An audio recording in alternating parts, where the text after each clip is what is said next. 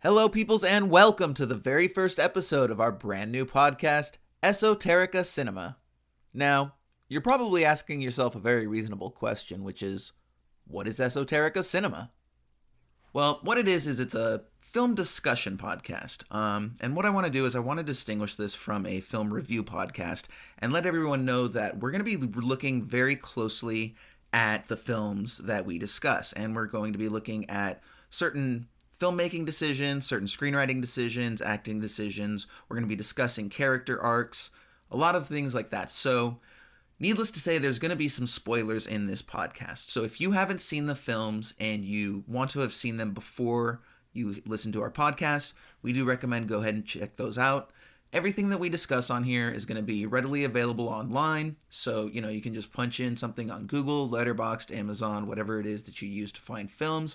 All of these films will be streaming in some capacity, so we're not going to pick anything that's super obscure that you have to go buy some Region 2 DVD on eBay or something like that. But we are going to be looking closely at those films. Again, it's a film discussion podcast, not strictly a film review podcast. So hopefully you guys like what we have in store for you. My name is Jason Peters, and with me today is my co-host Ryan Siebold. Ryan, I think you're going to tell us a little bit about the movies we're going to look at today, right? What's up, Jason? Thanks for having me on the podcast today. Yeah, all the way from Tampa, Florida, I'm chiming in, and we got some good ones. One I have never seen, and one I've seen several times, but not in a long time, which, that's always good to revisit, especially from this standpoint to kind of break it down and take notes. It was a fun one. Our two movies this week are Aguirre, The Wrath of God, from 1972, directed by Werner Herzog and starring Klaus Kinski. We are also moving forward to Adaptation from 2002, directed by Spike Jonze, starring Nick Cage, Meryl Streep, Chris Cooper. I mean, it's a litany of folks in that one doing an amazing job, and we'll get into that in just a bit. But first, we're going to start with Aguirre, The Wrath of God. Again, directed in 1972 by Werner Herzog, starring Klaus Kinski. This movie's the first Werner Herzog of his legendary team-ups with Klaus Kinski.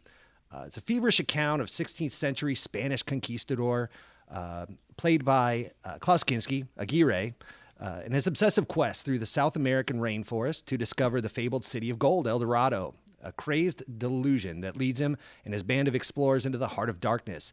Kinski's unhinged performance, the mystical score by Popol Vuh, which we're going to talk about, that's something all its own, and the lush, hallucinatory jungle images come together in one of the most haunting, deliriously inspired visions in all of 1970s cinema.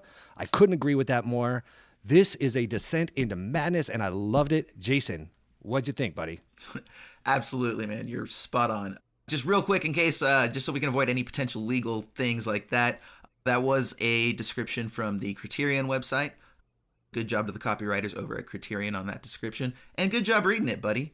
I was captivated. Hey, thanks. I've been practicing my reading. All right, we're going to talk about this movie. Real quick, let me tell you what you guys are in store for. This program is going to have 3 different segments. The first segment, we're going to look closely at one film. The second segment, we're going to look at another film. And then from there, we're going to finish off with what hopefully is a unique segment for you guys. We're actually going to do a compare and contrast feature. So over the course of this program, we're actually going to be selecting what hopefully are very different films to review within the same episode. And the reason that we're doing this is because we want to take a look at these films and see if there's any sort of connections that maybe we can make that just, wouldn't have otherwise really been discussed. I don't think that there's too many people out there that are, discussing Aguirre and how he compares to Charlie Kaufman's character in Adaptation. So we thought that would make for an interesting conversation. We hope that you guys do as well. Ryan, before we get into Aguirre, I do actually have a clip from the trailer that I want to play for everyone.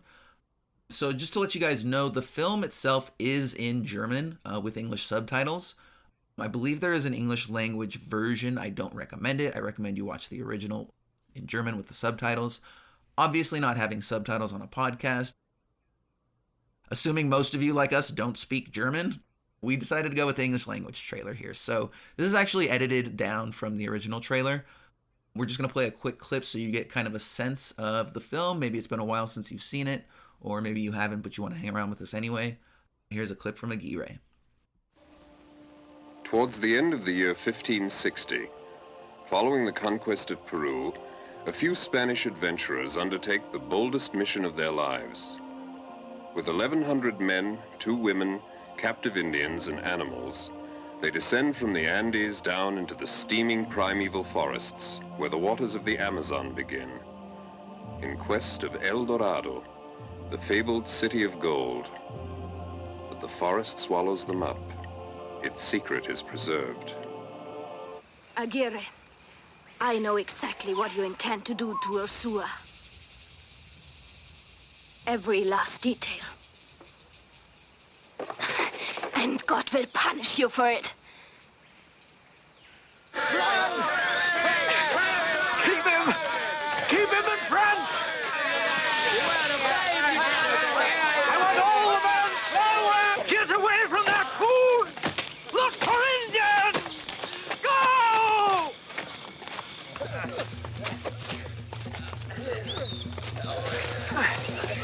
Fire! Set fire to the village!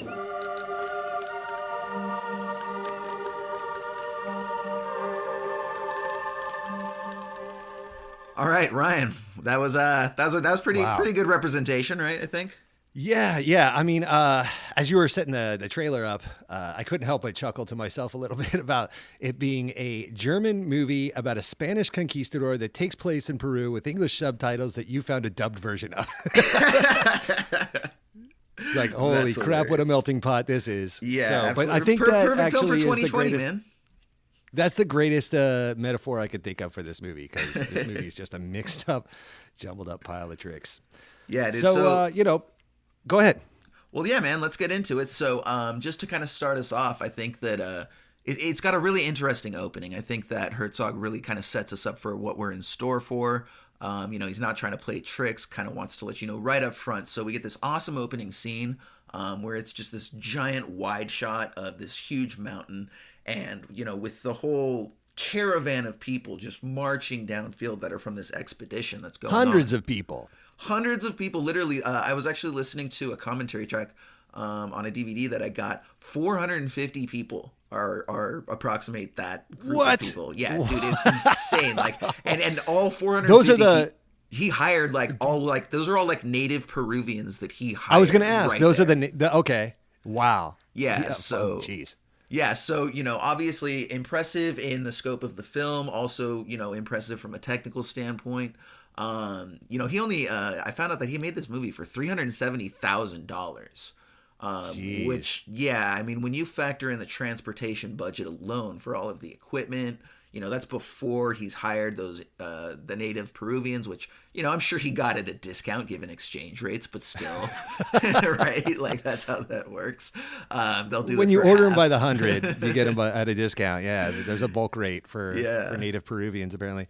I wouldn't have worked on this film for all the money in the world. Like, this looked like the biggest pain in the dick to go shoot this in the Peruvian. I don't know where the closest town was or like where they got craft services from, but I very much saw the descent into madness to be a metaphor for what Herzog probably went. Like, he kind of was Aguirre embodied, in a way. Just I don't know. I would have went crazy making this movie in Peru. It did not look like a fun time. Yeah. Well, I think the good thing about Herzog is it's kind of hard to go crazy when you already are crazy. That's fair. So, I mean, he was 28 at the time. And so, I think just probably, the benefits of just youth, and probably didn't even stop to consider a lot of the challenges that he would ultimately encounter. But also, Yeah, I mean, if ignorance is anyone's- bliss. Yeah. But at the same time, if there's any filmmaker out there that's going to be down for that, it's going to be Werner Herzog. So, So this scene opens up, and it's a sweeping long pan of this ravine, more or less, with this switchback trail that's going down into the ravine and back up again, kind of going around it. And there's these hundreds of native Peruvians that are helping this ragtag group of Spanish conquistadors navigate the jungle. They're deep in the Amazon rainforest at this point, and they're carrying way too much shit down this mountain. If you ask me, they have come way overprepared. They've got like cannons, and they've got all kinds of like chariots, and I don't know, man. It looked like a trek. And I'm thinking, like, as I'm watching this, First off, I'm thinking I don't see a safety harness in the bunch, and definitely people died in that movie. Most assuredly. No way. Yes. There is no way someone didn't die. Like, I guess this is before lawsuits. There were no animal 1972, trainers. There were no studio Right. trainers. Like, yeah, no. So this is old did school did Herzog just go to the only part of the world that didn't have lawsuits or lawyers or something? Like, they're like, yeah, we can get away with all kinds of stuff. Because Germany definitely has mountains, and they Yeah. could have filmed this in Germany and like doubled it for the rainforest, I guess. I don't know. Well, see, and that to me, I think that, so I've long held this about Werner Herzog. So I think that a large part of what he does is like, I'm convinced that this is a guy that just loves to go out there and live and do these really crazy things, like just for the sake of doing them. And I've long been convinced that he like reverse engineers a lot of his plots to be able to do crazy shit in real life. So like, like his other, arguably biggest film is Fitzcarraldo. And Fitzcarraldo is all about a guy who wants to take a steamboat and literally haul it up the top of a mountain so that he can build an opera house out of it. And I'm convinced that Werner Herzog was just like, you know what? I really want to do this. Like, for whatever reason, I want to build a freaking steamboat at the top of a mountain and turn it into an opera house, but I don't have the money, or I don't want to spend my money. So if I turn it into a movie, I can get other people to fund my crazy wild expeditions that I want to do, and then just say Right. it's for a movie. Man, And I think I would think of more fun things to do than this. I would reverse engineer like way cooler stuff. That's just me though. I mean, I think that there's probably a little bit of Aguirre in Herzog in terms of his Fair. desire for, adventure. I guess that was my expedition, point. etc. Yeah, because I think the film kind of metaphors or as a metaphor for the film production. I don't know. That's what's right. And so you got this. So back to the point. So we got this switchback trail of native Peruvians, and they're carrying all this shit, and we're on an adventure. We're embarking into the Amazon rainforest to go look for the fabled city of El Dorado, city of gold, and there's this opening haunting music from this German, I guess they're an electronic pioneer, Popol Vuh. I'm gonna massacre the name pronunciation. I apologize. But, That's how I would say it. But yeah, I guess they did everything like analog. There's obviously 72. It was probably filmed in 71 or 70, something like that. So you're not dealing with Daft Punk here, busting out the digital layers and working in Logic or whatever they do. So apparently it was just a series of hundreds of tape film that they played different notes or whatnot, and they were able to get this weird choir sounding, haunting. I don't know. You just got to listen to it, but it's bananas, and it really sets the tone for what we're about to embark on, and it plays out for several minutes. Like it lets you know what we're about to do here.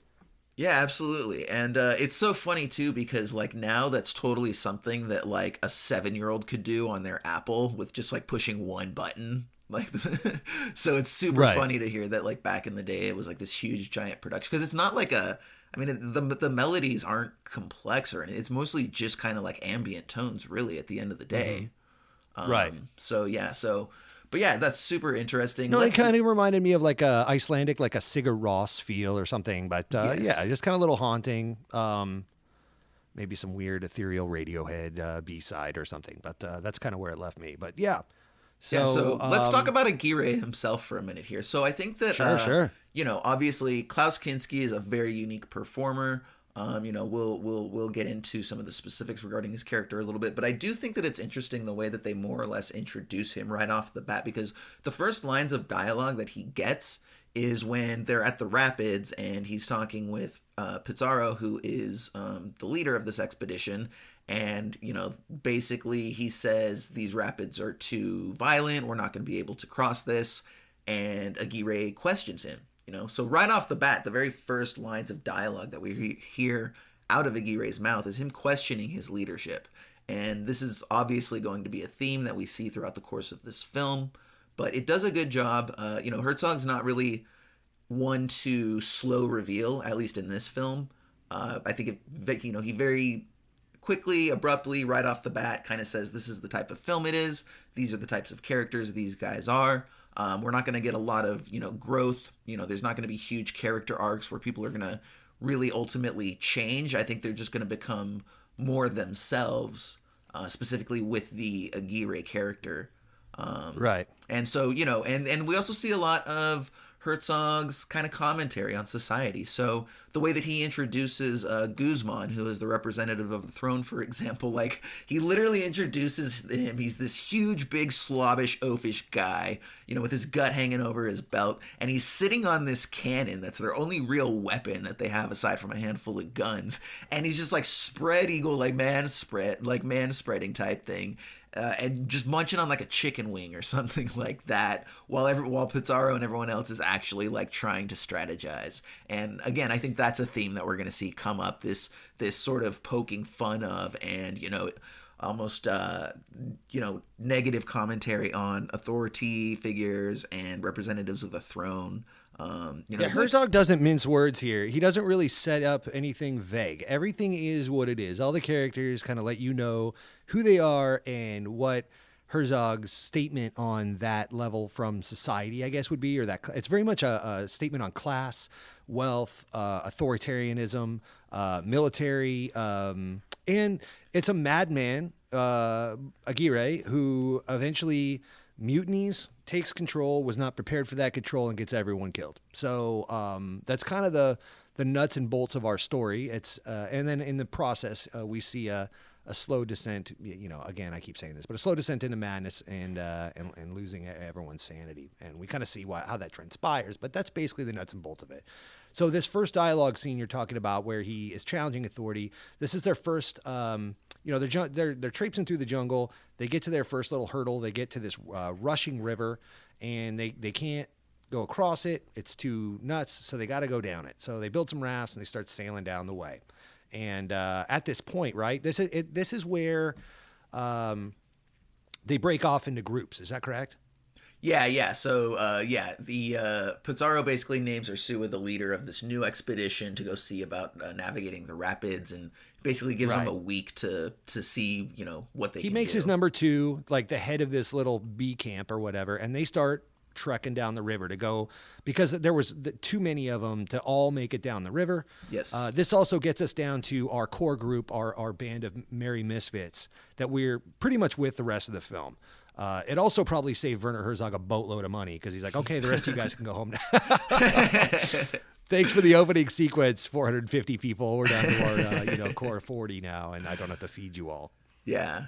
So, definitely. So another interesting thing I think that is that, very early on, kind of like you're talking about the descent into madness, dovetailing into that, this is a story about obsession, I think, really ultimately at its goal. Yeah, and Aguirre's obsession with his goal, and also just the nature of this type of person who is willing to stop at nothing in pursuit of that obsession and in pursuit of that goal. I mean, Aguirre is not somebody who cares about his men at all, and he's very much contrasted by the Ursua character, who does care about the men. So one of the earlier things that we see, and one of the earlier scenes that expresses this, is when the raft gets stuck on the eddy. So I think they start off 3 or 4 rafts deep. They're floating downriver. Everything's cool. One of them gets stuck in an eddy, and they get stuck in which for those who don't know is like sort of a little mini rapid that's self-contained, that when you get stuck in, it's kind of like a whirlpool sort of thing where you can't get out. And so Ursua and Aguirre are talking, and Ursua wants to go save them, and Aguirre is like, what are you talking about? Those guys, there's no saving them. They're dead. Like, doesn't even consider a scenario where they could save them, right? Like, just right off the bat, like, nope, that's a waste of time. They're dead. Let's move on. Let's keep going. We got bigger and better things to worry about, right? Yeah, but to that end, Jason, I could see Werner Herzog saying the same thing. If his crew was stuck on that raft, and then his DP was like, I got to go get my guys over there. And he's like, no, they are dead. And then that'd be the end of it. I could totally see that. He'd probably admit to as much as well. He'd be like, of course, I have a movie to shoot. What do I care about these people? Yes. To try to save them would be futile. I don't know. I have a terrible. If you want to hear a great Werner Herzog impression, go listen to Paul F. Tompkins. Do not listen to me. He does it perfect. Okay. All right. I'll try to hammer this one out. We walked through the forest, and see, I can't do it either. So now we're on equal terms, buddy. We both suck at Werner Herzog accents. I'm knocking out Werner. No, so we get down to our little, our core group, and they start to see challenges as they go along. We start to see people kind of whittled down, and we also see an exchange of power and a little power play that goes on.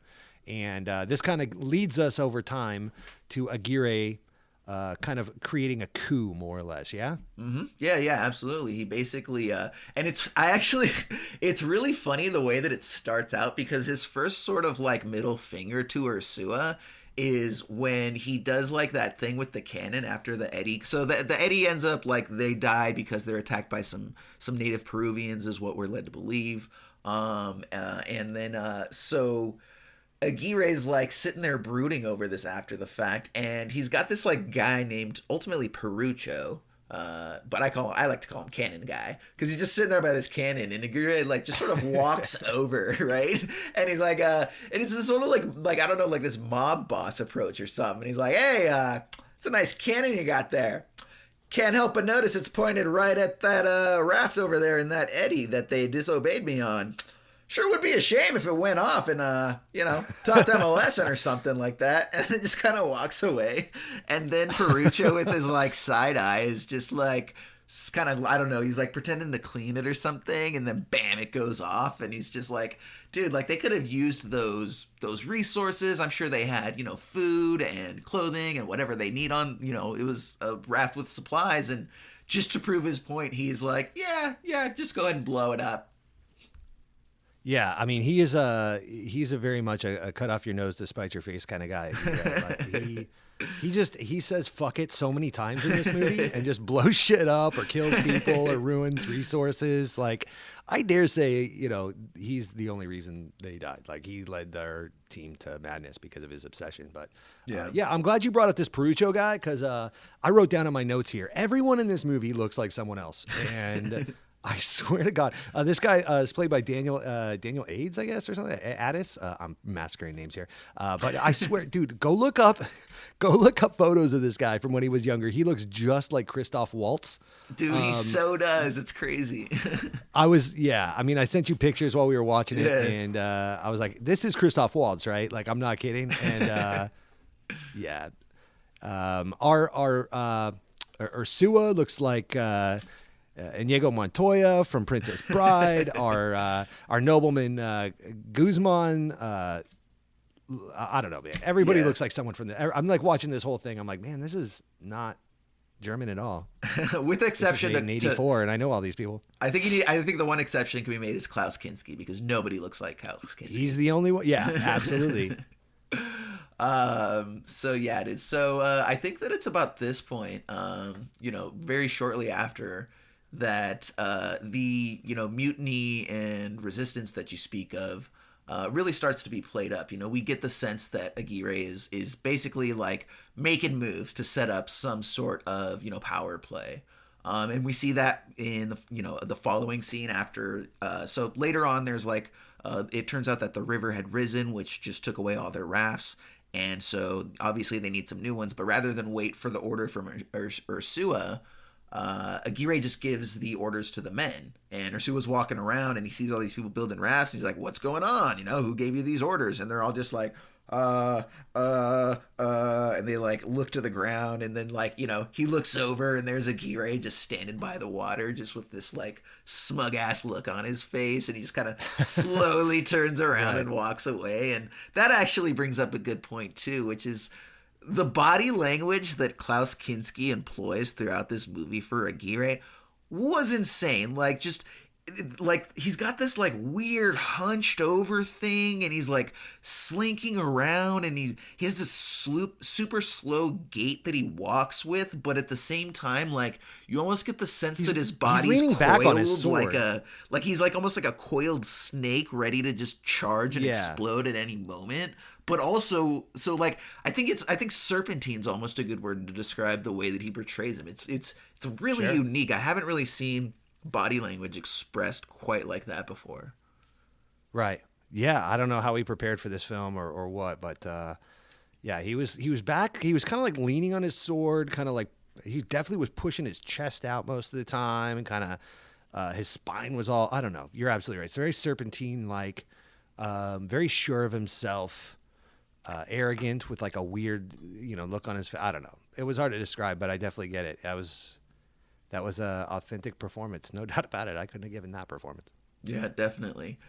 I also think that in addition to Klaus Kinski doing some really interesting things, there's some really interesting things that Werner Herzog does. So one of the scenes that kind of stood out, and it was almost kind of just tacked in there a little bit, and this is something Herzog kind of does that we can talk about in a little bit, but just the scene where after he kind of successfully, so he does end up staging the mutiny against Ursua. So basically, like, once, I think it's after the rafts start being built, Ursua's like, oh, okay, so you're gonna play that game with me, huh? And so he orders an immediate retreat out of the jungle, just like, all right, man, pack it up, like, we're taking our shit and we're getting out of here, and then so when that happens, Aguirre is basically like, oh, hell no, right? And so then he puts on like his big sort of speech and appeal to the men, and we can't retreat. We've got to be brave. We've got to be strong. Remember what Hernando Cortez did to take over Mexico. We can be as great and as powerful and blah, blah, blah. And Ursua's like, have this man, chained and arrested or whatever. And then Cannon Guy, a.k.a. Christoph Waltz, a.k.a. Perucho, actually shoots him in the shoulder. And then at that point, Aguirre has him taken captive, makes Cannon Guy number 2, who, I don't even think he had a rank or anything before this. I think he's just willing to do Aguirre's bidding, and so he's like kicking him a bone, right? So then basically the mutiny is set. We've got like a really interesting scene, where so Ursua has this mistress that's come along with him the whole time.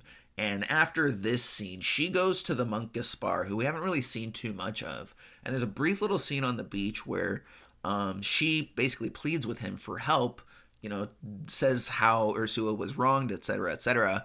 And his response is very telling. He says that, historically speaking, the church has always sided with the strong. And so he is going to, remain allegiant to Aguirre, because, he sees him as being ultimately the one that's going to lead them to the lost city of El Dorado. And again, kind of dovetailing from, the indictments of the authority figures that we had seen earlier and through the Guzman character, I think that we see a lot of indictment in the Gaspar character. And so, there's scenes later that kind of echo the same sentiment, but basically ultimately saying that, whether you agree with this or not, his statement is that, the church doesn't, necessarily represent what they speak. They say one thing and they do another. And again, I think we see that theme reinforced later in the film as well. Right.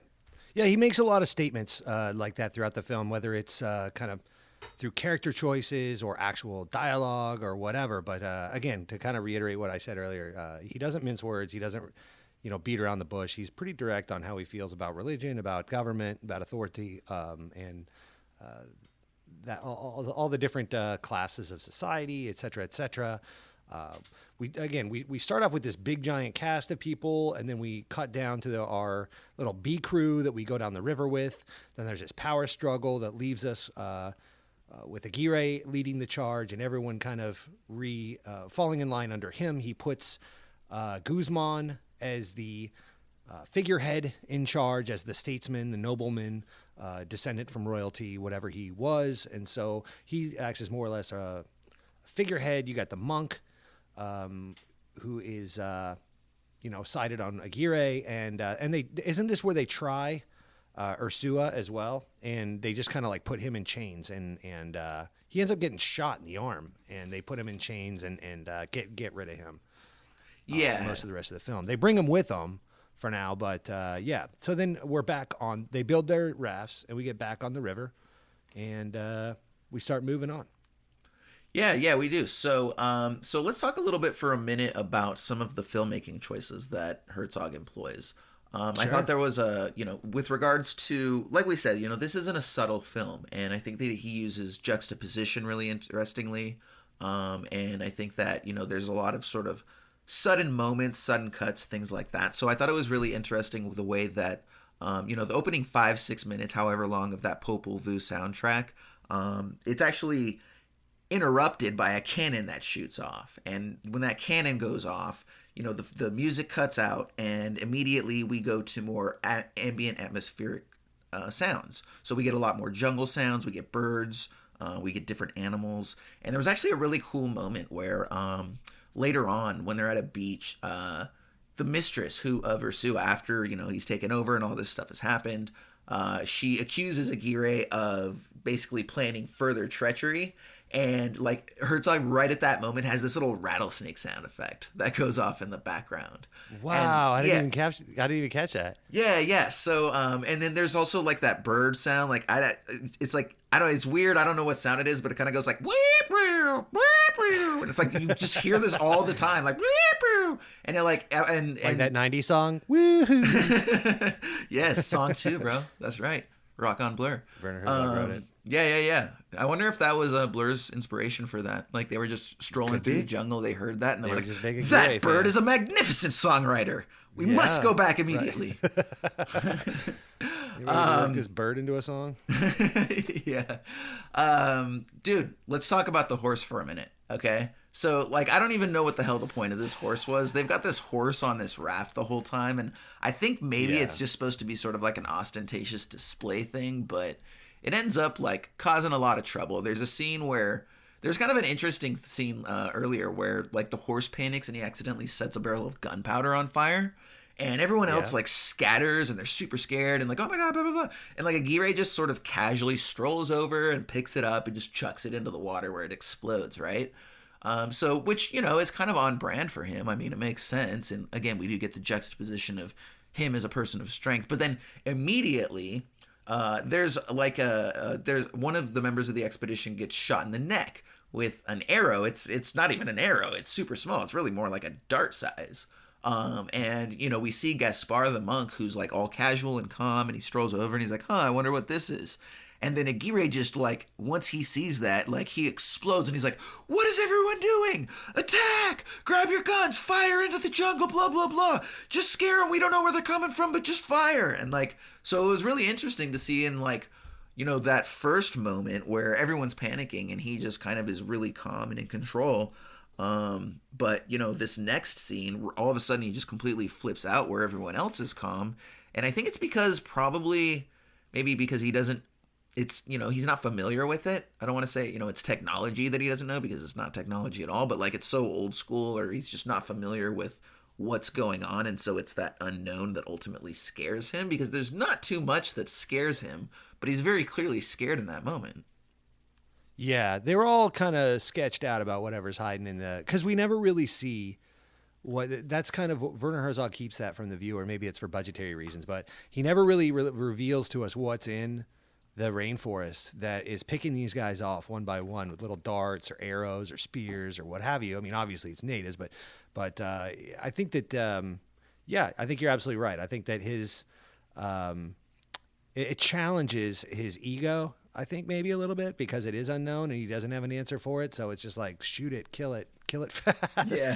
It's also this time too that Werner starts to dribble out little bits of humor that seem very kind of, or like early Woody Allen to me, or I don't know. It's kind of slapsticky because like the little dart comes out, the horse flips out, the scene plays out just like you said it does, and then the dart comes out of the jungle and it's a poison dart, it hits a guy in the neck, and one of the cast of merry men here that he's with proposes that it's a very small arrow and that the natives must be very, very short to be using such small bows and arrows.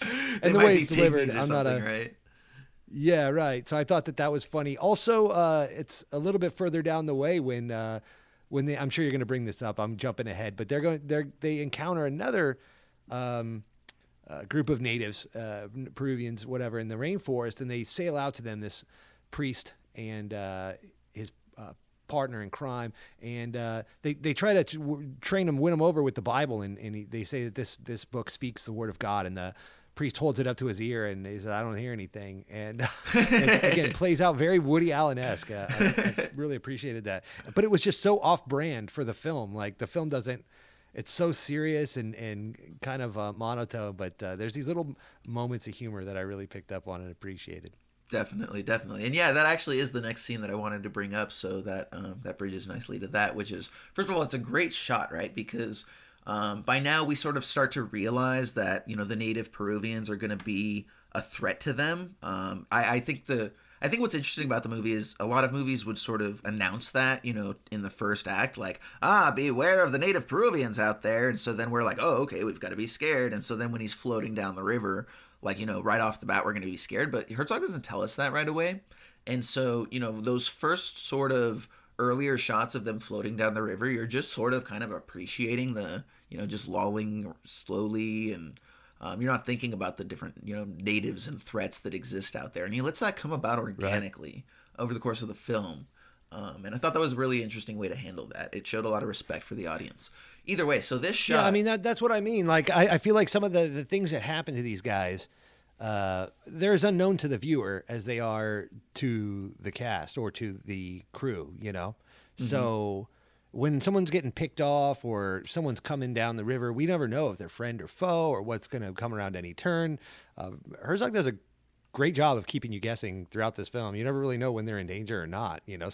Sometimes they're going in to like a little inlet or something on a little canoe, like when they eventually go to off Ursua and hang him from this flimsiest little branch in the freaking rainforest. Yes, that was a slow Such hang. a half-assed attempt at hanging somebody. I felt really bad for that guy. But same thing, though. Like, I thought for sure they were going to get picked off in there, but no. So you never really know when these guys are in danger or not. And this scene is no different, so I'll let you carry on talking about it. Yeah, so we get this great shot where, we all of a sudden, we're floating down the river, and we see these... Well, we assume them to be natives. We don't know right off the bat. They obviously do end up being natives, but we see them swimming upstream, actually paddling upstream in a canoe. And it's a really sort of arresting moment because at this point, like, there's nobody else out here. Or there's not supposed to be. The only people that would be out here are the natives that have been attacking them. So, but they're so slowly and confidently paddling up to them. So it's like, you're like, what's going on? Are there others out there and they're just a decoy? It ends up being pretty straightforward. So the two show up, they paddle out to the raft, and we also get a cool little, the shot itself. We get like just barely in the bottom right of the frame, we get the corner of the raft, and it looks really cool just the way he holds on that shot. But either way, the canoe approaches, they end up boarding, and yeah, they are, the natives actually had swam out to them because they reference a legend of theirs that tells of the, quote, son of sons who will bring thunder from sticks. So basically, when they were firing off randomly into the jungle, that was like the legend of this son of sons has come, and so they're swimming out to meet him. And there's also a little funny moment where, they're talking. They, being the expedition, is talking to the natives, and they're asking what lies downstream. And the guy just simply responds. He says, "We don't know downstream. God never finished his creation from this point forward." And for me, that was kind of like Herzog's like, "Oh, that road. You don't want to go down that road," moment, right? Like the old man in the Stephen King one who is like, beware. There's untold dangers over there. Like, so but he just gave it to like this native. And then there's this whole like, almost comedic misunderstanding where, like you say, they give them, the monk says, "I'm here to tell you the word of God." Holds up the Bible, says, the word of God is contained within this. And then, the native grabs it and holds it to his ear and says it doesn't speak. And it would be like, except for they immediately grab him and pin him to the ground and hold a sword to his neck for perceived blasphemy. And it's just like, there's such an obvious innocent misunderstanding, and these people came out to him willingly and they did not attack him or anything. And so it just goes to show again the cruelty with which all these people are talking. And then once they have him pinned down, they see the gold on his neck, and they're like, "Where did you get this?" And he like points downstream, and so they're like, "Oh, okay, El Dorado's there," right? So he confirms, but the monk still is basically like, "Well, thanks for the tip on El Dorado, but you still blasphemed, so yeah, let's go ahead and cut his head off. Move along here." It's like, the monk's just as, like, he may not do the actions, but, like, he definitely signs off on everything that Aguirre does and has no problem with it. And, again, very much a statement of indictment from Mr. Herzog. Yeah, this crew is doomed from the start, and they're all in. As soon as they turn, I believe that if Ursua had continued to lead them, number one, it's kind of told in the opening credits or the little title blurb that the placard or whatever that plays over the opening scene, that El Dorado is a fictional city anyways, that the natives created to try to distract the conquistadors that were coming in and messing things up for them. So they kind of made it up to get rid of them. And so they were never going to find this thing. Let's go ahead and start there. And then, but also, I think Ursua would have at least got him back safe, because that was like the power struggle that ended with the coup, is that Aguirre came through, right? It's like Ursua wanted to go back. He's like, all right, I think I've had about enough. Let's turn around. And Aguirre said, F that. And he shot this man, ended up hanging him down the line. And when he was through taking care of him. And, so yeah, I think that Aguirre and this whole crew that was in on it, they signed and sealed their own fate right from the start. So you never really, and that's the other thing too. Correct me if I'm wrong, but I never felt any pathos for any of these people because of that. As we go down, everyone just got what they got, and as people died or started to deal with their own aftermath or whatever, their own shortcomings or what comeuppance, that you never really felt bad for any of these people. Yeah, no, I think probably the only sympathetic character would be like the slave character. He gets a little monologue about wanting to be free, and they like send him ahead of the rest of the expeditions because of the supernatural views of the Peruvians, and he's basically just manipulated, and he does it, but you don't get the sense that he relishes in it at all. Like, I mean, he's just like, yeah, dude, I'm a slave. I have to do what these guys say. It is what it is. It's 1560, So I think he's probably the only sympathetic character in the movie. Yeah, everyone else is in it for gold and riches and fame, and he's in it for freedom. Yeah, and then so for that, it would also be Ursua, monologue. I get it. You also have to say Ursua, because Ursua really does care about the men, and eventually he just like takes that vow of silence where he's like, you know what, F you all, you suck. Like, I'm not here to defend myself or anyone. Like, this guy sucks. You all know what he's doing. You're pretending like you don't. Like, whatever. Screw you guys. And he cuts like, back I'm to out. Ursua after that power. So you get introduced to Ursua at the beginning, and then he takes charge and he deals with some shit, and pretty quickly he's done away with by Aguirre. And from the time that he takes his vow of silence, and they decide not to kill him at this point. And they take him with them downstream. This is, kind of Act 2-ish, beginning of Act 2. From there on out, he's the bring out your dead character from Monty Python and the Holy Grail, where they just check in with him from time to time, and he's like, I'm not dead yet. Close enough. That's it. It's kind of this pitiful little Monty Python character. Oh, dude, that's funny. Yeah, it's just a flesh wound.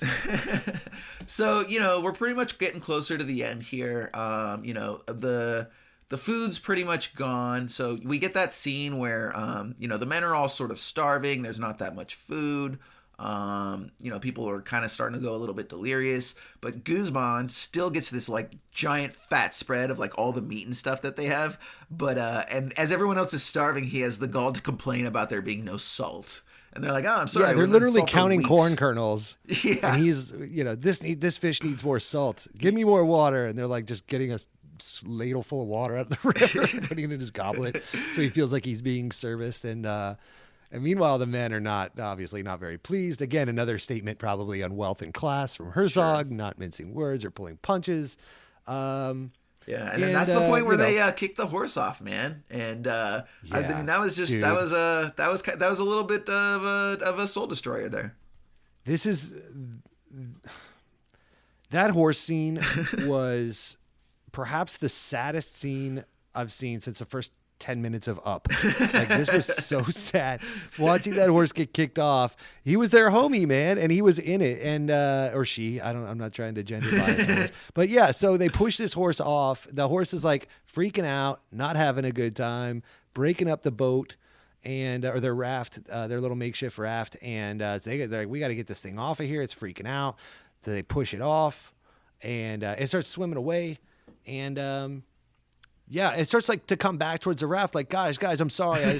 Can you let me back on? I don't know where I am. This is scary. And they're like, no, get out of here. And they scare him to the shore, which doesn't have much access. It's all, rainforest out and full of jungle and vines and stuff. And it finally finds its way. And it just this long sweeping shot of them sailing past the horse, now on the shore, buried in vines and kudzu and all this jungle. And it's just like looking at them longingly like, guys, guys, where are you going, guys? Not funny, guys. You just watch it go off in the distance, and I just felt so bad for that horse. Seriously, it's the end of Harry and the Hendersons, except they're not doing it for his own good. Great callback. I love that reference. That's good stuff. So and then right after that moment, that's when we get the big, I am the wrath of God, madness is finally set in monologue from Klaus Kinski as Aguirre, and he assembles the men. There's the one guy that discusses defection, and so he just grabs his machete and he cuts his head off right there. And that's when he turns to all of his men gathered and talks about, if anyone defects, I'm going to cut you into 98 pieces. And if you eat 1 grain of rice too many, I'm going to jail you for 153 years. And birds dropping dead from the trees because I tell him so, blah, blah, blah. I actually have a clip of that one right now. So you'll hear all of what I just said delivered in much greater and more eloquent detail from Mr. Klaus Kinski as Aguirre. Let's listen. I'm the great traitor. There must be no other. Anyone who even thinks about deserting this mission will be cut up into 98 pieces. Those pieces will be stamped on until what is left can be used only to paint walls.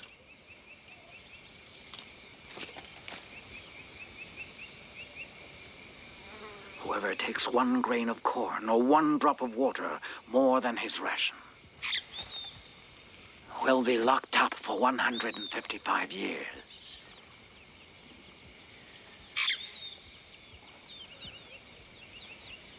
If I, Aguirre, want the birds to drop dead from the trees, then the birds will drop dead from the trees. I'm the wrath of God. The earth I pass will see me and tremble.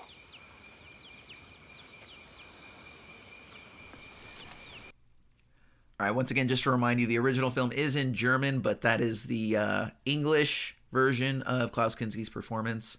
Like I said, Ryan, obviously he's officially got that. You said the film was a descent into madness. He's officially descended. Yep. And, it kind of wraps up here shortly thereafter.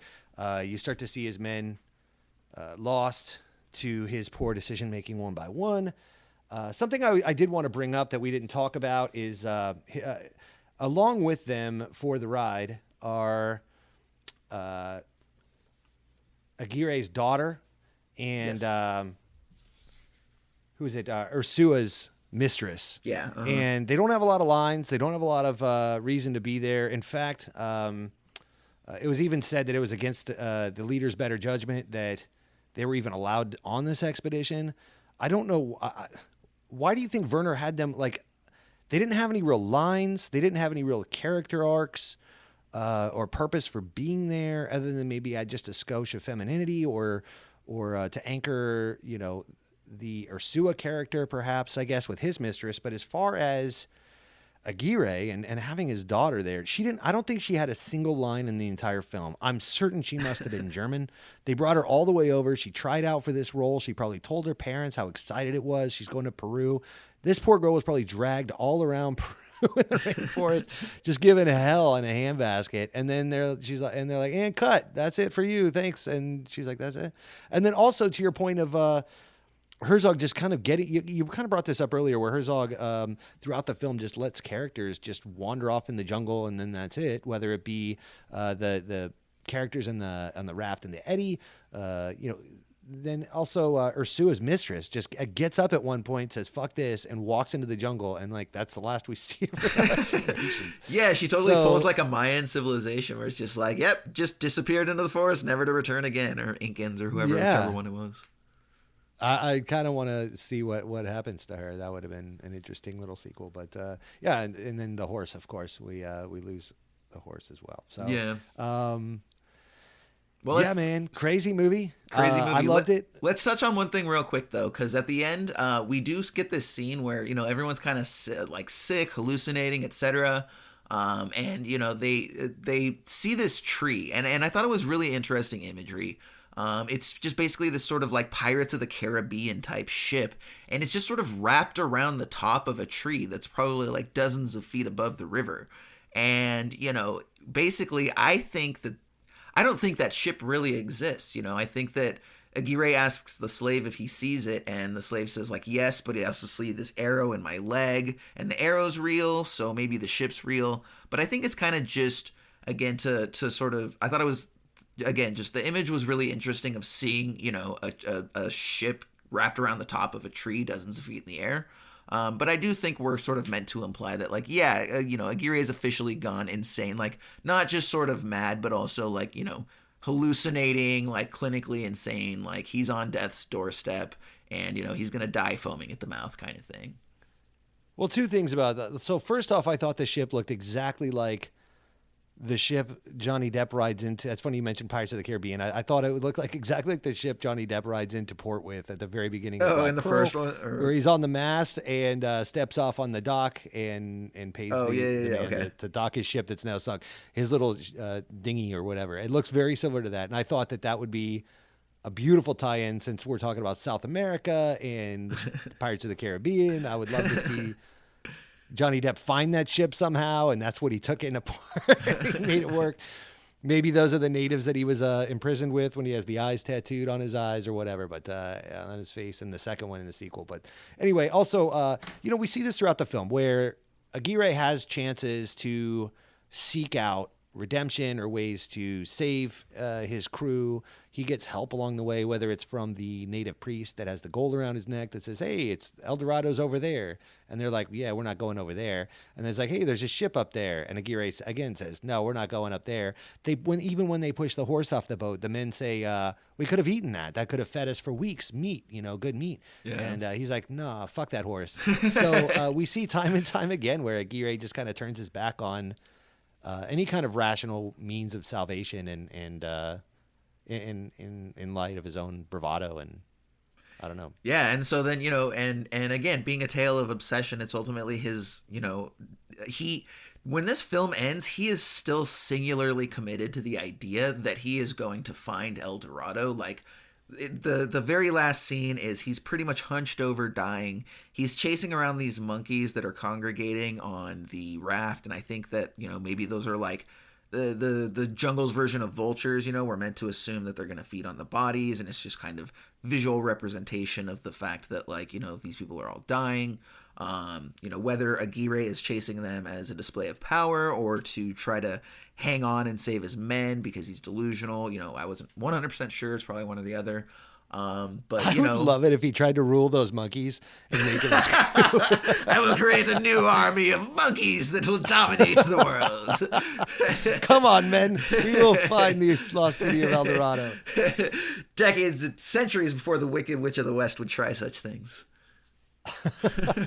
But yeah, so the film ends with him just basically, lolling down river, and we get this really cool, final shot of Herzog, who's clearly on like a power boat, just kind of encircling the raft, and we know that it's really just a matter of hours, days, whatever, before Aguirre dies. But his voiceover, he still continues to talk about how he's going to take over all of these lands and start this dynasty, with this pureblood dynasty with his daughter and all this sort of stuff. So, like, who's now dead at this point, I think, right? Yeah, everyone's dead, and he's basically dead, but he refuses to acknowledge it. And I think, again, that's just a very strong reflection of character. So ultimately, right, he never has any remorse for any of these people dying. He never has any emotional attachment to anybody.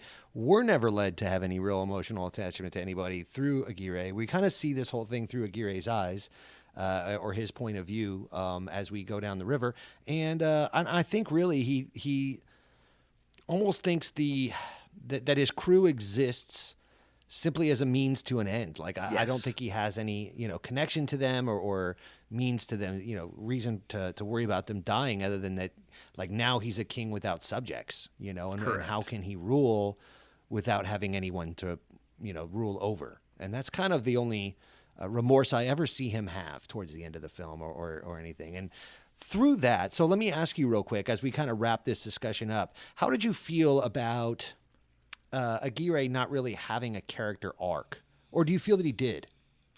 Well, so it's kind of interesting because, yeah, like I said at the top of the show, like I don't think that he has. I do think that he has a character arc, but it's not a traditional character arc. It's really just more of him growing into what was probably a little bit more latent because he was never put in a position of power to where he could ultimately exercise, his true desires. But I think this is a guy that has been kind of, again, just using that snake metaphor. I think he's been counting the days, minutes, hours, years, whatever, until he was put into a position to make a power play. I think that he's probably been scheming for years. He's probably come up with dozens of scenarios.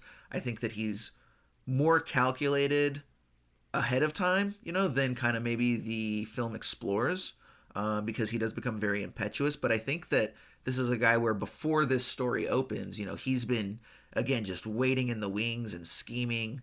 So yeah, he's definitely more concerned with achieving the power than he ever was with learning what to do with it once he got it. And then we see the result of that, where everybody, kind of goes down with the ship more or less. And sounds kind of familiar to American politics, but what are you going to do? Yeah, I don't know. I was curious about that as I was watching it. Is like, usually you see a change in a character, but you're right. The change is just down. Yeah. It's a downward spiral of into, we keep saying the spiral of madness thing, but yeah, that's kind of the deal. So, I loved it.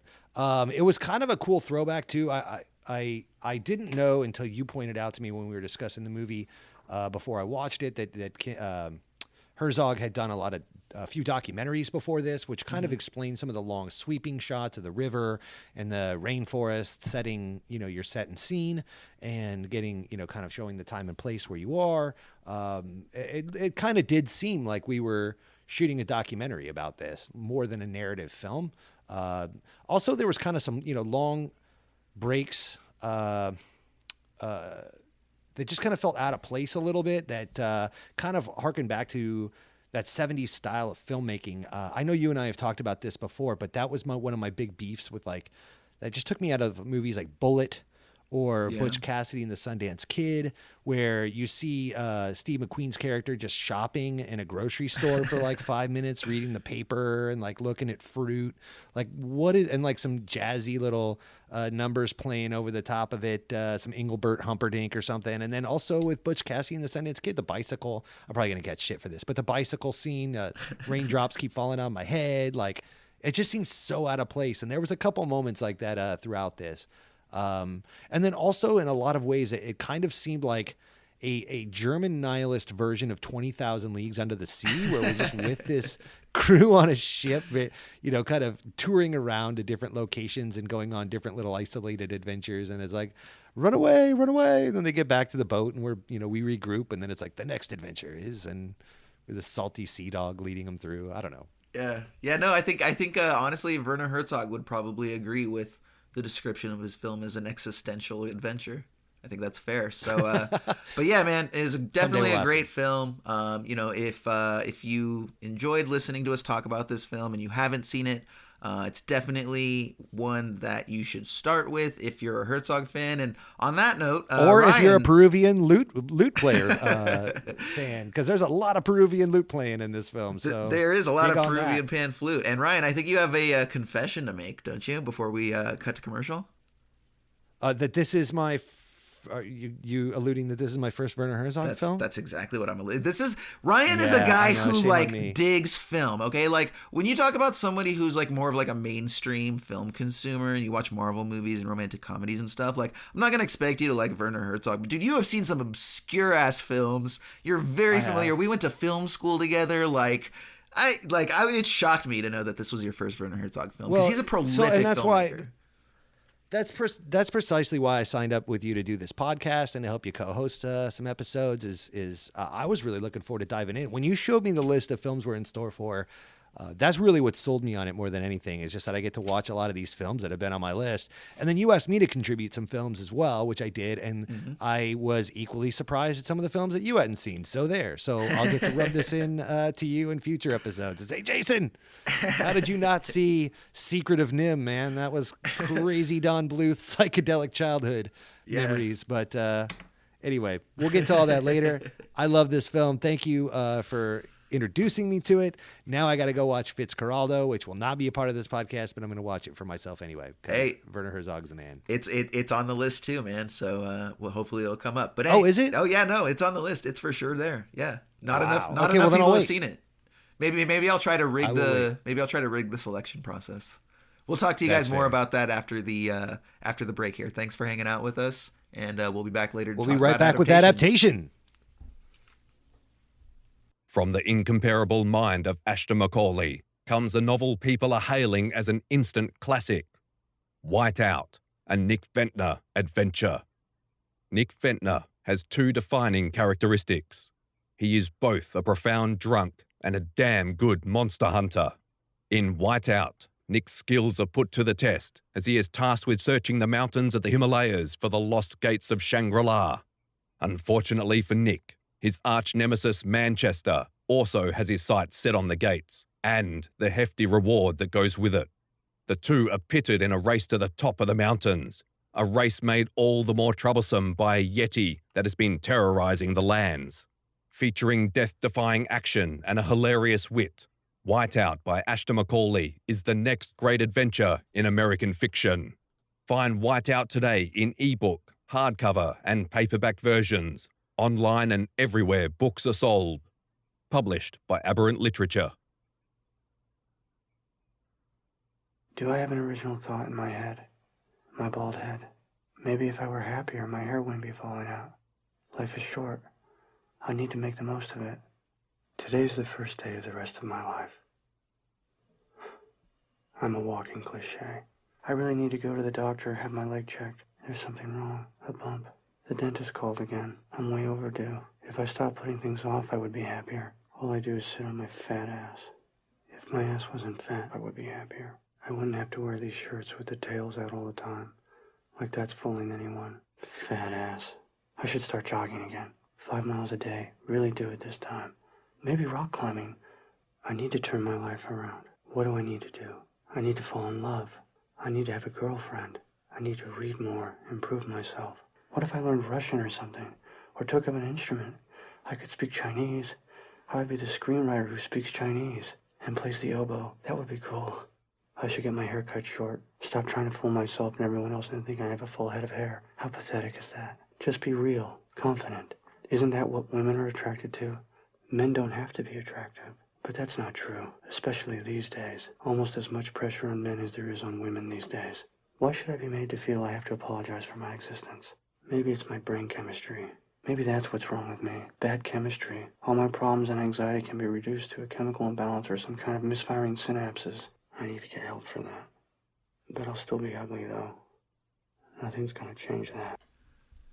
That was the opening clip of Adaptation, literally the first minute and a half of the movie.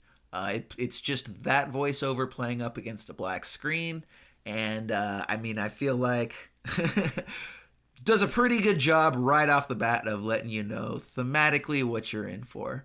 Ryan, why don't you talk to us a little bit about Adaptation? Adaptation, filmed in 2002, directed by Spike Jonze. Spike Jonze got his start as a music video director, came at us with Being John Malkovich. This is his follow-up. Written by Charlie Kaufman. This is an original comedy that seamlessly blends fictional characters and situations with the lives of real people. Obsessive orchid hunter John LaRoche, played by Chris Cooper. New York journalist Susan Orlean, played by Meryl Streep. I mean, this is loaded with actors. Hollywood screenwriter Charlie Kaufman, played by Cage, and his twin brother Donald, also played by Cage. As Charlie struggles to adapt Orlean's best-selling book, The Orchid Thief, he writes himself into his own movie. The various stories crash into one another, exploding into a wildly imaginative film. Adaptation, the year's most talked about movie. I'm going to negate that, actually, because this 2002 was loaded with big films, and we can cover that in just a bit. But that's why I was when you told me we were going to be watching Adaptation, I had seen this film. I wasn't sure if this was like obscure enough to be on our list or whatever, but I think this movie just got buried because as much as, I think it was up for Oscars and totally, for all yeah. the Chris Cooper actually won and all this. And Right. As well, he should have. That guy Yeah, is a he's- tour de force. Is there I mean, he anything that guy always is, can't though, do? right? Like he's I mean, just from awesome in everything. from Varsity Blues all the way. I mean, everything that guy does is just like the cheesiest teen comedy. He could just make so good. Yeah. He's the most watchable part of everything. So, yeah, I don't know, man. I love this movie. I've forgotten how much I love it. There are scenes like. You totally forget that Nick Cage is not, in fact, two people. There are scenes where he's playing against himself perfectly. And Cage is full Cage in this. He's absolutely full Nick Cage. And but he's doing it against himself. So you get double Cage. Yeah. Insanity. And I loved it. And he's playing Charlie Kaufman. This is like a very meta situation, yeah? Where he's like, this is written about a situation that's written about a situation. Yeah, this is a movie about a screenwriter who is struggling to adapt a book, writing a screenplay about a screenwriter who's struggling to adapt a book. Like this film is almost a documentary in the way for the first 2/3 of the film or 3/4 of the film. Like it's all just Charlie documenting his process of struggling to write this movie and adapt this book. And it's not until, the third act, which we'll get into later and the meta behind all of that stuff, that, he really just sort of makes stuff up. So yeah, there's a huge meta quality where, once again, Charlie Kaufman is both the screenwriter of the actual screenplay, and there is the protagonist, Charlie Kaufman, being played by Nicolas Cage, and his made-up twin brother, Donald, also being played by Nick Cage. Hopefully you've seen it, because it makes a lot more sense if you have. If you haven't, you're probably going to get a little lost on this conversation. Just go watch it.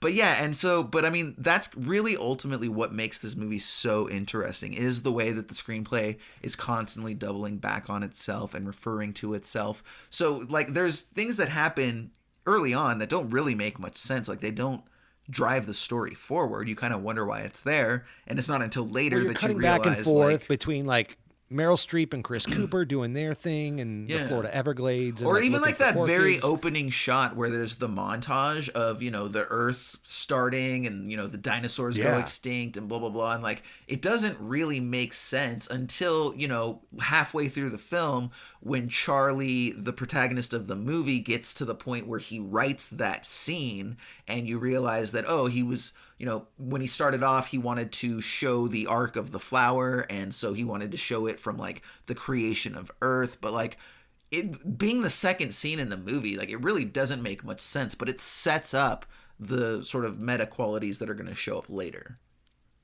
Yeah, and it's there are several opportunities just like that, I think, throughout the film that allow Spike Jonze to kind of flex his music video visual stylings that he got to do all through the 90s. You look at some of his work with various artists like the Beastie Boys or Daft Punk, or some of these other great music. I mean, I was a big fan of Spike Jonze all through the 90s. Music videos were, I mean, if you negate the obvious, music videos were kind of my influence to thinking visually and creatively in short film medium, where you could tell a story very succinctly, you could be super creative, you could be out there and obscure in 3 or 4 minutes and make something super memorable.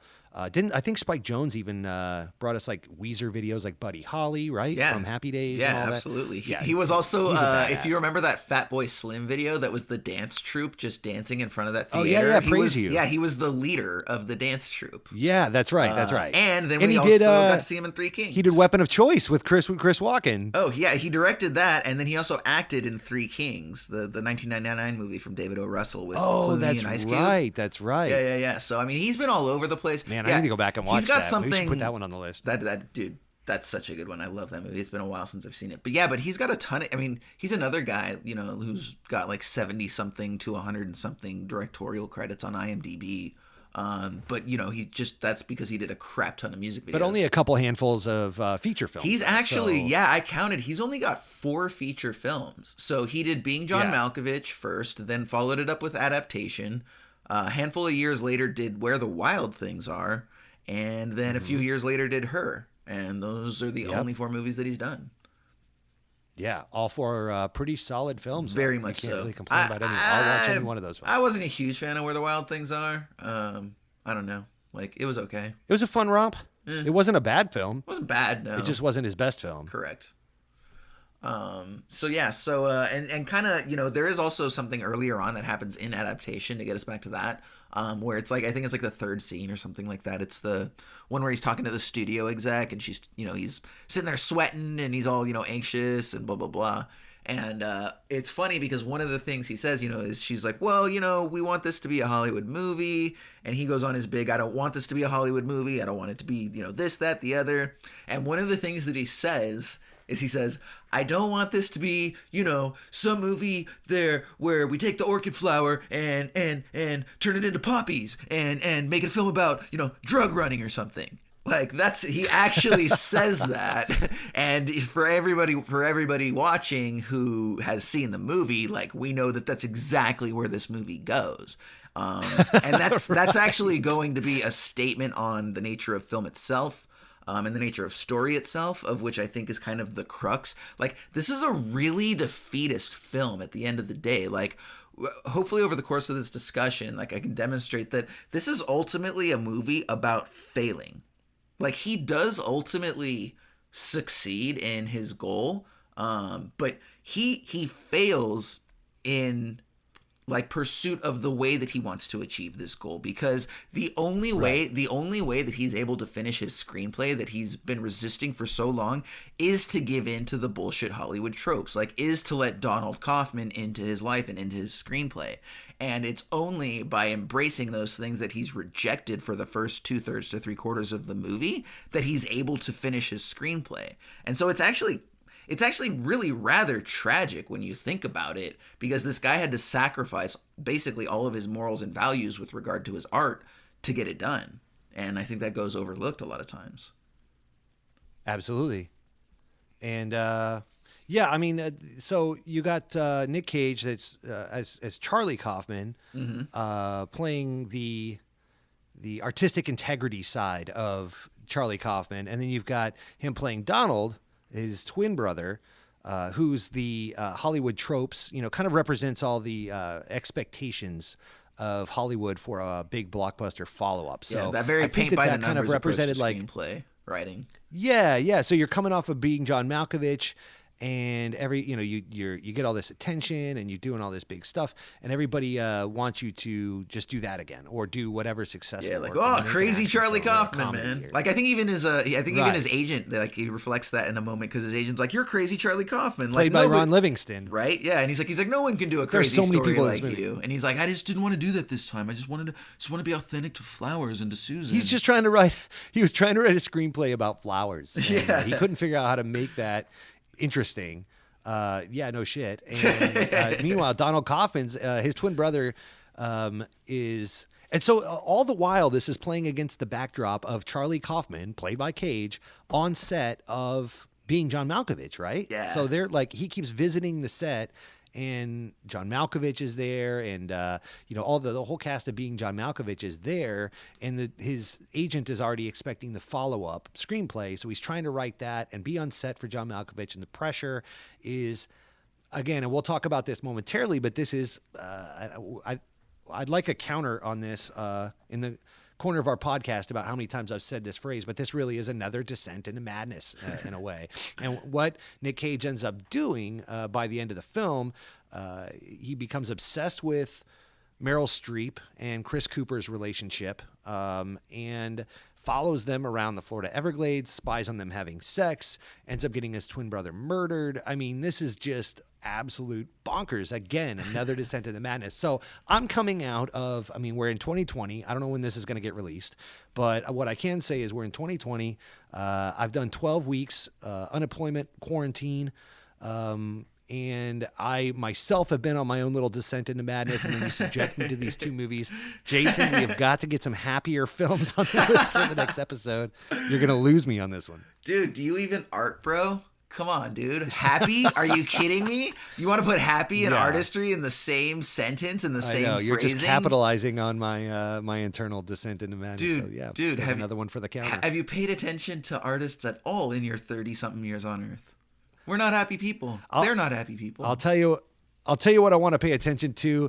Did you see? I believe it was Chris Cooper's fascination with mirrors, and he has a copy of Mirror World magazine, October '88. I want this magazine. I want to frame it and I want to put it in my office.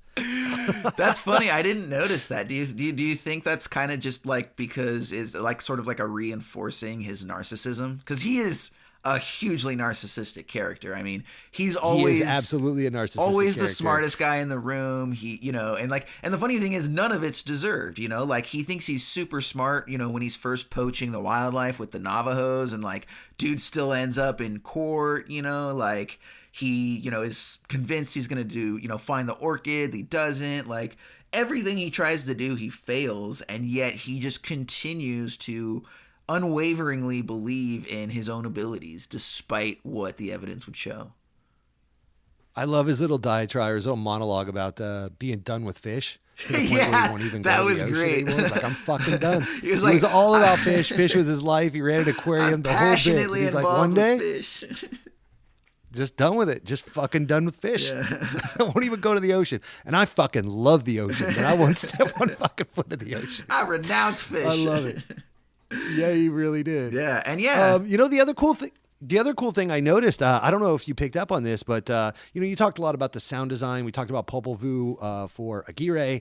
Did you know Carter Burwell did the music for this, who does all the Coen Brothers movies, like pretty much every single Coen Brothers movie, which kind of added to the quirkiness, I think, of this film. Wow, that makes sense. Yeah, I was actually going to do you one step further and say I have no idea who that is, but you beat me to the explanation. Yeah. So he does all the Coen Brothers movies, like literally all the way back to Blood Simple. Oh, which crazy! I believe is also on the list. I was like, isn't that the guy that does the drums for Foo Fighters? Like, no. All the way up to Ballad of Buster Scruggs. I mean, this guy's covered all the Coen's bases: Hudsucker Proxy, everything. So their films feel kind of quirky and otherworldly almost, and I think this film kind of falls into that. And I really credit Carter Burwell for giving us that and bringing us there a little bit. Nice, dude. Nice. Yeah, I mean, there's some really interesting sound going on there, especially, once we do kind of get to that third act and Donald Kaufman comes into play, and then Spike Jonze and everyone else just gets to play around with all of these tropes and, the heartfelt music and the swelling strings and, just all of these little cheesy, cliched trope moments. They get to really have a lot of fun with that later on in the film. Let's talk about... well, we don't really need to talk about it, but I do have a little sort of interesting factoid that you may or may not have recognized. So, the scene where it's sort of earlier on, and it introduces Susan when she's at home and she's having dinner with her husband and their dinner guests. Do you remember that scene? Yes. Do you happen to know who her husband was in that scene? I don't remember. Well, you may not know, but it was one Mr. Curtis Hanson, responsible for bringing us L.A. Confidential, among many others. Really? Yeah. So they just totally cast him in there, probably just because, I don't know, they were friends or something. But yeah, that's totally Curtis Hanson who plays her husband there. But some meeting together. Yeah, and then the other funny thing about that scene is that, she basically like slinks off to the bathroom and she kind of has this voiceover monologue about how she wants to desire something as strongly as John desired the orchids. And, there's, at this point, it's like there's so much voiceover in this film. And I thought it was... There really is. And I thought it was funny because, we've studied screenwriting, and obviously Charlie Kaufman has, like, you don't need to be a screenwriter to know that, like, voiceover is traditionally looked down upon as, like, a screenwriting device, right? Like, and then, Robert McKee says that later on. So it's kind of funny to me that at this point, Charlie is still trying to resist tropes but yet we still have a ton of voiceover. So right, which is later passed off as a trope by his writing. So he gets talked into going to a seminar, right, to go like get writing tips to help him finish his script. His brother's like, you got to listen to this guy.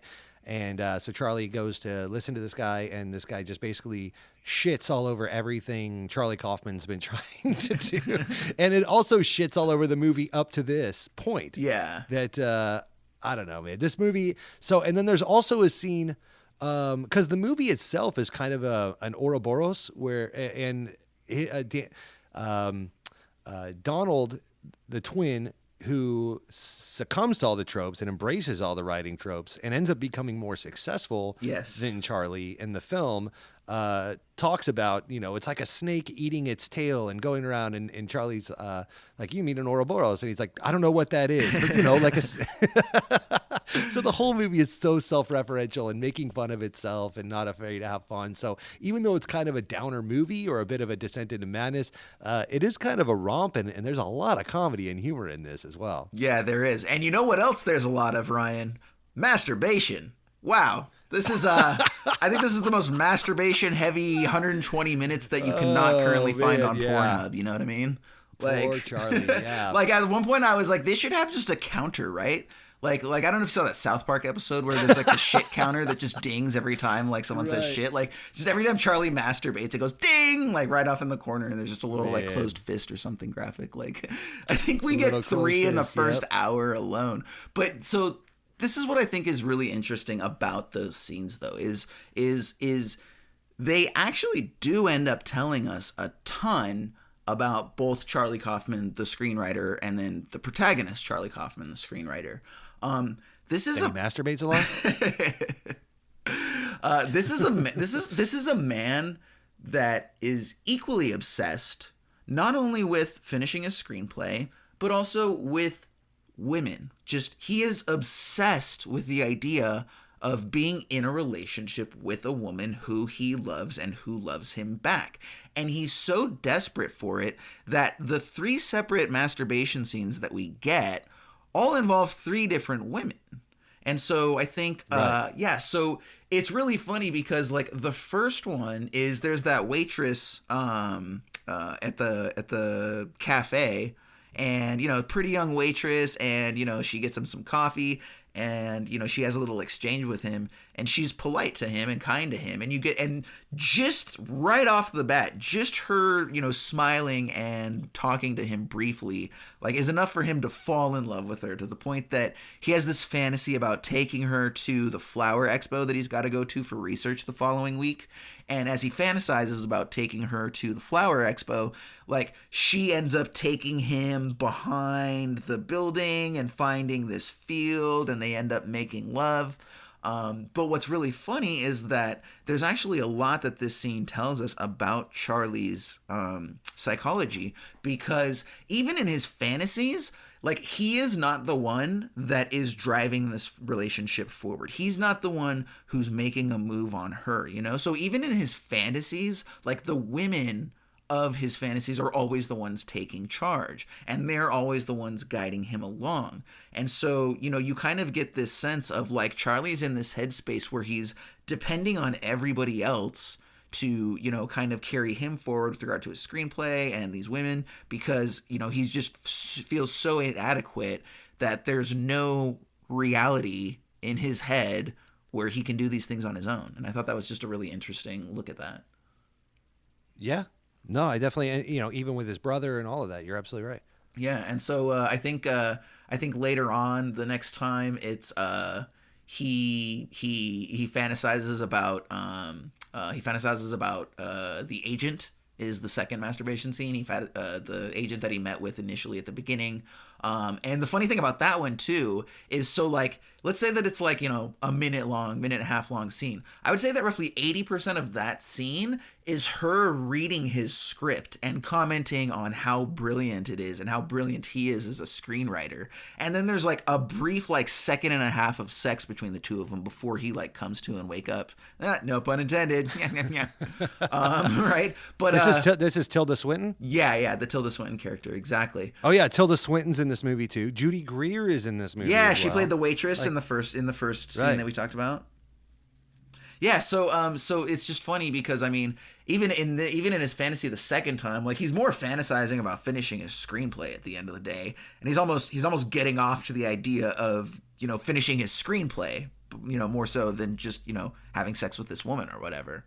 And then I think the third time is with Susan Orlean, and so, again, in each of these instances, it's just him fantasizing about these women that he feels like if he just had them in his life, they would be the key and the answer to everything, whether it's his own self-loathing, whether it's completing his screenplay.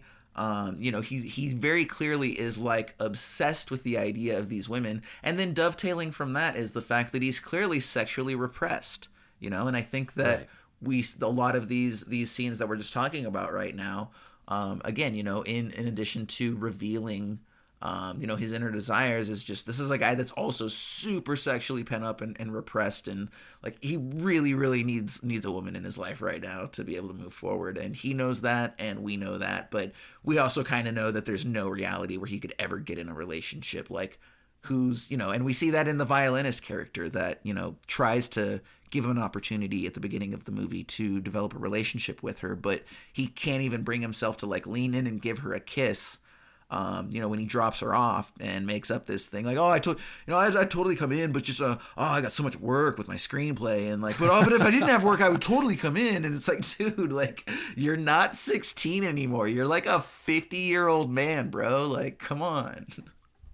No, he gets in his own way quite a bit through this film, and it's you kind of feel bad for him. I don't really feel like, again, this is another movie where he doesn't really go through his character arc until the very, very end of the film, when he just kind of succumbs to what everyone is asking him to do throughout the entire film. And he's vehemently against all of it. And he feels like he's being asked to compromise his art or compromise this or that.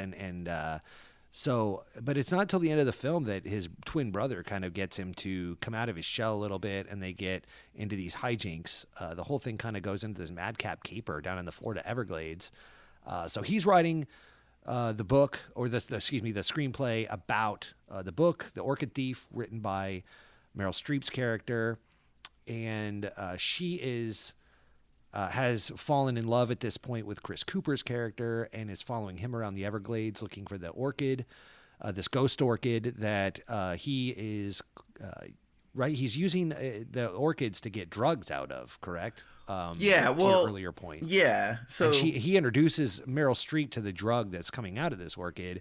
He originally comes off as saying he's, saving the flowers, endangered species, blah, blah, blah. But what he's really doing is harvesting this drug for, profit. Is that right? Did I understand that right? Yeah, that is. So, let's back up a quick minute, okay? Because I think that, when you say that, like, they're doing all this drug cultivating and stuff, like, yes and no, because part of that whole third act is that, viewed through a certain lens, like, none of that really ultimately takes place, kind of, in a way, because, like, it does, but it's only in Donald and Charlie's reality, not the reality that Charlie sets out on initially. So let's back up a minute to the scene where Charlie does end up going to the Robert McKee lecture. So Robert McKee is actually a real life screenwriting teacher, but I actually have his book Story that is featured more than once in this movie. He's very famous out here in Los Angeles. What we see is there's a certain point where Donald says, look, I went to Robert McKee's seminar. I learned so much about screenwriting. Like, you're struggling, Charlie. Like, you really should give him a shot. He's not a hack like you think he is. He actually knows a lot about story and structure and blah, blah, blah. And he helped me out so much. And, like, you really should just go. And, like, the whole time Charlie, refuses. Like, no, I don't want to go. I don't want to go. Finally, he breaks down because he just can't get himself to do it. And actually, what drives him to do that is, I don't know if you remember this, but there's a moment where he decides that he needs to go see Susan in New York because he needs to understand her so that he can, like, appropriately capture her personality, whatever it is he's looking for to incorporate in the screenplay to accurately represent her book. And he actually travels to New York, goes up the elevator of the building to the New Yorker offices. Elevators open up. He's too afraid to step through the doors, so he just lets them close, and the elevator goes up, comes back down. Coincidentally, the doors open at the New Yorker. Susan walks in. So now it's just the two of them in this elevator going down 26 floors, and the entire time, Charlie cannot bring himself to utter so much as a peep to get her attention. And this dude just flew from Los Angeles to New York specifically to have a conversation with her. Like, that's how right. repressed and just damaged this dude is, man. But he does find the courage to go stalk her, right? And go follow her around the Florida Everglades. Well, and so that's and get his brother killed. Yeah, and so that's what's really interesting. So the next scene is actually where he does go and sit in for the audience of the Robert McKee story lecture. You know, everyone stands in applause when he takes the stage, and Charlie's just sitting there looking miserable, and we get this VO thing, and then the McKee character admonishes screenwriters for using VO as there's VO going right at that moment. Robert McKee, played by Brian Cox, by the way, excellent performance. But I actually have love Brian Cox. Yeah, he's great, man. And I actually do have a clip of Brian Cox. It's about just a couple minutes, and it'll give you a strong sense of what his character is. You know, the hot-tempered, take no crap, like don't waste my time kind of guy. Let's go ahead and listen here real quick. You cannot have a protagonist without desire. It doesn't make any sense. Any fucking sense. You follow? Good. Anyone else? Yes. Sir, what if a writer is attempting to create a story where nothing much happens, where people don't change, they don't have any epiphanies, they struggle and are frustrated and nothing is resolved? More a reflection of the real world. The real world? Yes, sir. The real fucking world. First of all, you write a screenplay without conflict or crisis, you'll bore your audience to tears. Secondly, nothing happens in the world? Are you out of your fucking mind? People are murdered every day. There's genocide, war, corruption. Every fucking day, somewhere in the world, somebody sacrifices his life to save somebody else. Every fucking day, someone somewhere takes a conscious decision to destroy someone else. People find love. People lose it. For Christ's sake, a child watches a mother beaten to death on the steps of a church. Someone goes hungry. Somebody else betrays his best friend for a woman. If you can't find that stuff in life, then you, my friend, don't know crap about life. And why the fuck are you wasting my 2 precious hours with your movie? I don't have any use for it. I don't have any bloody use for it. Okay, thanks. So funny thing, I remember when the movie came out, they actually had talked to Robert McKee's daughter or his wife or something like that. Just because, you know, some people may consider it something of an unflattering performance. I actually don't think it is. I think it's very flattering to Robert McKee. But like his daughter was like, yeah, nope, that's very accurate representation of him. Like that's totally the guy that he is. So, you know, definitely a guy who's, but the funny thing is, so Robert McKee is something of at least a minor celebrity, right? Like fair to say he's at least a minor celebrity. Charlie Kaufman, the character in the movie, actually works up the nerve to go and talk to Robert McKee after his screenplay. And so I think that, again, this is really reinforcing that notion of, it's not that Charlie is specifically like agoraphobic, where he's just terrified of people in general. Like he's definitely timid, but he's terrified specifically of women, because even though there's this guy who's a minor celebrity and you know, he's crowded around as the seminar's getting out, you know, Charlie's willing to like fight through the crowd and push through people, which normally he would just find too offensive to ever consider, and actually stops Robert McKee and says, hey, I'm struggling. Can you help me out with this? Can we go have a conversation? And Robert's like, yeah, sure. Buy me a drink. Right. So I thought it was really interesting that he can't even, you know, look women in the eye for the most part, but he can stop a minor celebrity and have him help him out with the screenplay.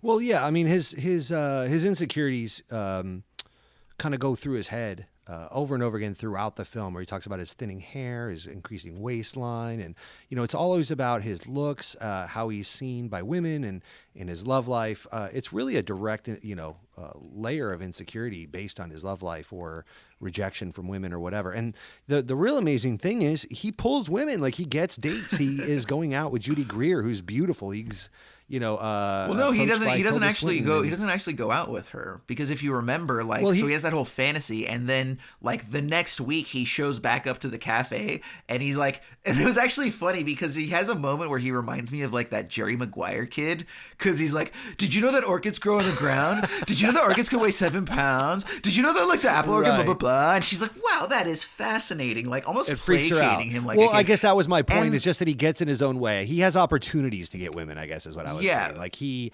puts himself, he sets himself up for success and then just falls flat on his face over and over again. That also seemed like a really extreme reaction from Judy Greer because he basically was just like, hey, so there's this flower expo next week. And immediately her face drops like, and it's in like Long Beach. Right. It's like local. It's not even like he's saying like, come away with me to Ibiza. He's like, hey, there's a flower expo like an hour up the road. And not only is she like so offended, but she goes and talks to her coworker or manager and like they kind of look over their shoulder at him like as if he had just said something like lewd or like crass. And it was like the guy just very gently insinuated that maybe you might want to go with him to a flower, and you just like made it out like he sexually assaulted you or something. Like, and I don't know if that's just the way that Charlie thinks that women respond to him. I don't know if that was based on something real. Like, it's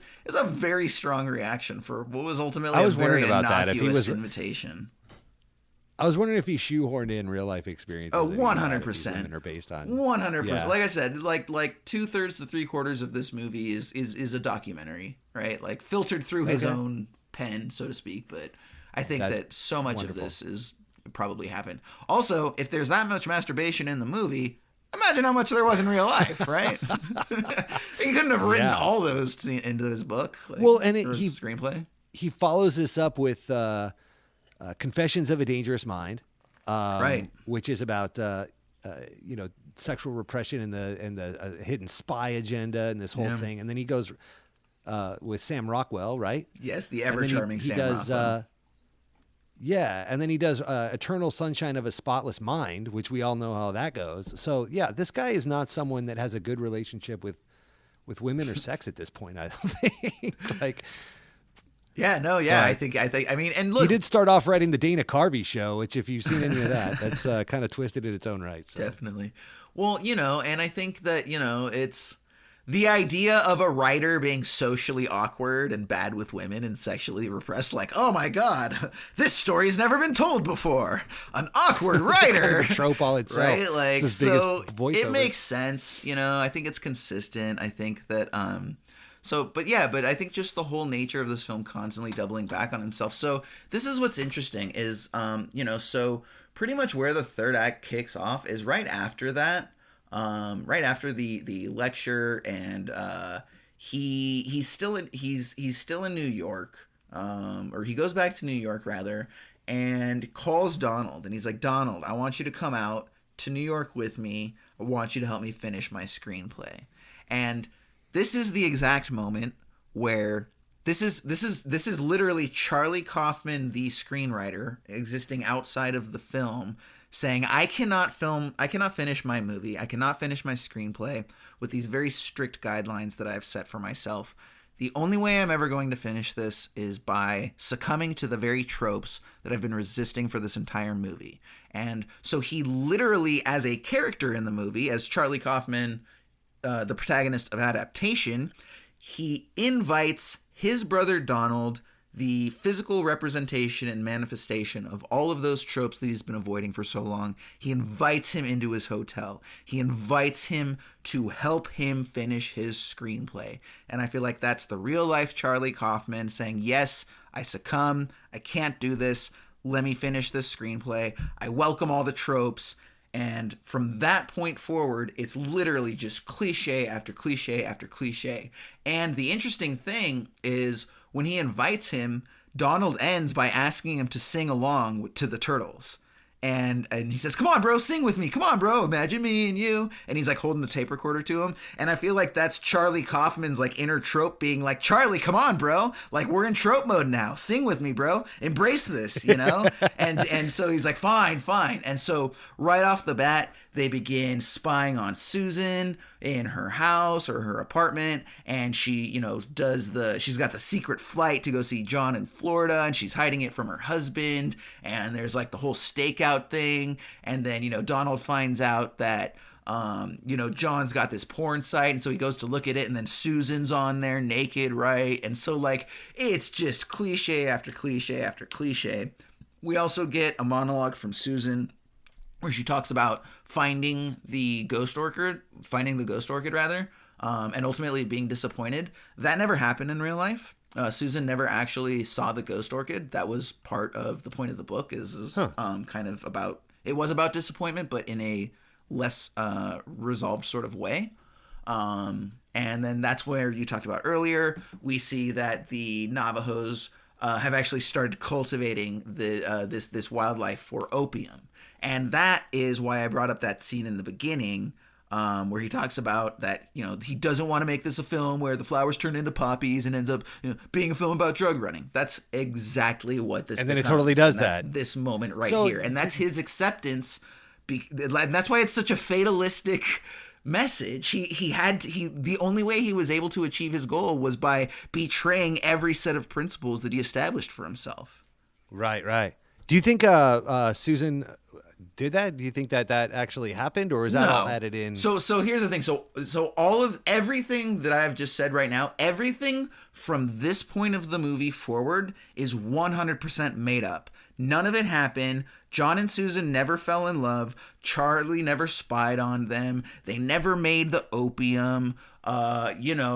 There's even something like, just to reinforce the nonsensical thing. So like John calls Susan and they have this like heart to heart, and it's this cheesy music swelling, and the dialogue is just that cliche bullshit. Like he's like, "You're the only one that understands me. We were meant to be together." Blah blah blah. And then all of a sudden, there's a shot where Charlie and Donald are tailing the two of them who have just gotten off the airport and are in a van. And no joke, the title comes up and it says 3 years later. But it proceeds exactly from the previous scene. And so I feel like this is yet again another clue, if you will, another statement of like, oh yeah, this is such bullshit that I'm just going to throw in 3 years later, even though it's clearly the next day. And I think that all of these sort of little moments are keys to the fact that none of this is real.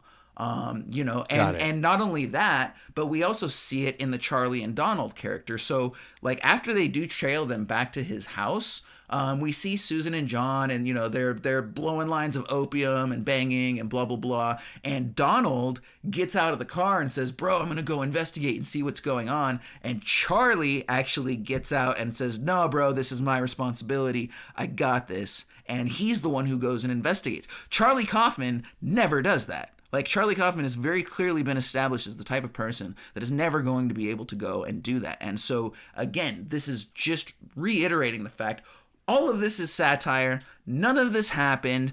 This is Charlie betraying every single instance of who he is and what he is to finish his movie, and it's all bullshit. It's all bullshit. And actually, to reinforce this, what I'm going to do is I actually have a clip of the two of them are hiding out in the swamp from John and Susan as they're chasing them with guns, and Charlie is just given the like, "I don't want to die, bro," like teary-eyed speech. And then there's this tale that they talk about when this girl flirted with Donald when he was younger. Let's go ahead and listen to that real quick. It was this time in high school. I was watching you at the library window. You were talking to Sarah Marsh. Oh, God, I was so in love with her. I know. And you were flirting with her. And she was being really sweet to you. I remember that. And then, when you walked away, she started making fun of you with Kim Kennedy. And it was like they were laughing at me. You didn't know it all? You seemed so happy. I knew. I heard them. Well, how come you were so happy? I love Sarah, Charles. It was mine. That love. I owned it. Even Sarah didn't have the right to take it away. can love whoever I want. She thought you were pathetic.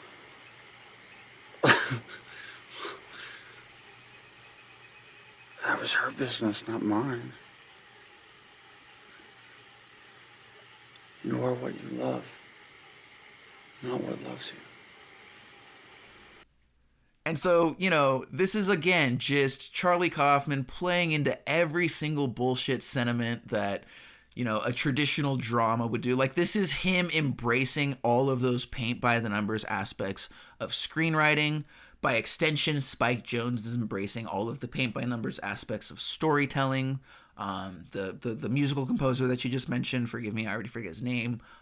He's playing with some just really, really cliched type sounds and type music. And so, again, like, in a way, none of this is happening because all of this is just Charlie, the screenwriter in real life, giving in to those lesser instincts and lesser principles that he's been avoiding, thus reiterating the statement that, like, you can't just make a movie about flowers. And yes, you have to follow the, Aristotle 3-act structure and, the Campbell outline, hero's journey.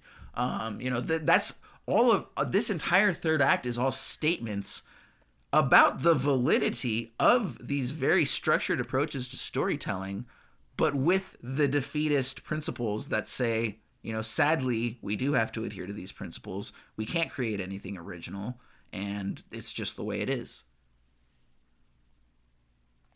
So, did you catch when in that third act before we wrap this up? Did you catch Chris Cooper talking about when he's talking about his porn site? So we find out after all this, not only is he peddling in orchids and all that, but he's on the cutting edge at this point of pornography websites. And he's just all about it. And he mentions about how he's immersed in computers because they won't leave him or die like his exes all have. Yeah. And he's just kind of looking at this as a romantic outlet, more or less, for his loneliness. And I really thought this was interesting to me because a couple movies later, Spike Jonze goes and makes Her. Oh, yeah. With Joaquin Phoenix, which is very much a reflection of that same idea, yeah? Yeah, it is. And if I remember correctly, Spike Jonze, I forget, he was in a high-profile relationship with someone, like some actress or something, and I think they had just broken Sofia up. Coppola. Oh, yeah. So I think they had just broken up around Her or something like that. So maybe maybe that's his thing. Maybe he only does movies when he's just like in these emotionally fragile states, and that's just he uses that to like get past or something. But yeah. So and then the funny thing is, as the story wraps up, again, it just at this point we've embraced everything. When John goes to shoot Charlie, and then at the last minute, some alligators that are in the swamp, just eat him. And then, Susan's crying, and then Charlie gets his moment where he actually stands up to her and puffs out his chest, and I think he calls her like a lonely, pathetic old drug addict or something like that, and he's like, so, he gets his, moment where he stands up. Again, Charlie Kaufman would never do that. And then, to wrap it up, he's alone in his apartment, and, he's going to honor his brother's memory, who he accidentally killed because as he was driving away, he got in a car crash. Donald flew out the window. He accidentally killed him. And he's going to honor his memory by using his being Donald's final words to finish his being Charlie's screenplay, which again is such a screenwriting 101 sort of approach to finishing that story. And then he ends up meeting the violinist again for coffee, and it's this super easy back and forth convo where, earlier on in the film, it was just all self-loathing, and, they have a nice back and forth, and they're laughing, and he says that he actually does gather the courage to reach in and kiss her, and says that he loves her, and she loves him too. And then, we get that final shot where it's the time lapse of the flowers, just set up against that Turtles song, really just embracing, the concept of the, aural theme and visual theme and many of the different concepts that have come up in the sort of Robert McKee approach to structured storytelling. So yeah, man. So Loved I think it. it's a really great film. That's about all I got for this one. It obviously says a lot about the nature of storytelling itself. Again, I do think that traditionally, the exact nature of the ending does kind of go overlooked, just from the standpoint of the fact that, again, this is ultimately not really a satisfactory conclusion. I mean, if the first 2/3 to 3/4 of the film is documentary, then the last third to quarter is fantasy, and it's two completely separate films, And again, just that very fatalistic message of, originality is elusive, and you have to adhere to these certain principles and guidelines, and as much as the artist within you is going to want to push the medium forward and try something new, there are just built-in audience expectations when it comes to the nature of storytelling in the media, or rather in the film format, and you're just always going to have to succumb to those. That's what he's saying. So yeah, great film, very well made, very impressive screenplay, nominated for a bunch of awards. Would have loved to have seen Charlie Kaufman win an award for that. I think it's one of the more remarkable screenplays that we're ever going to see, with the whole meta commentary and everything else that goes along with it. So we are going to take one last quick break, and when we come back, we are going to hit you guys up with sort of a little bit of a compare and contrast feature that we're going to use to finish up each and every episode.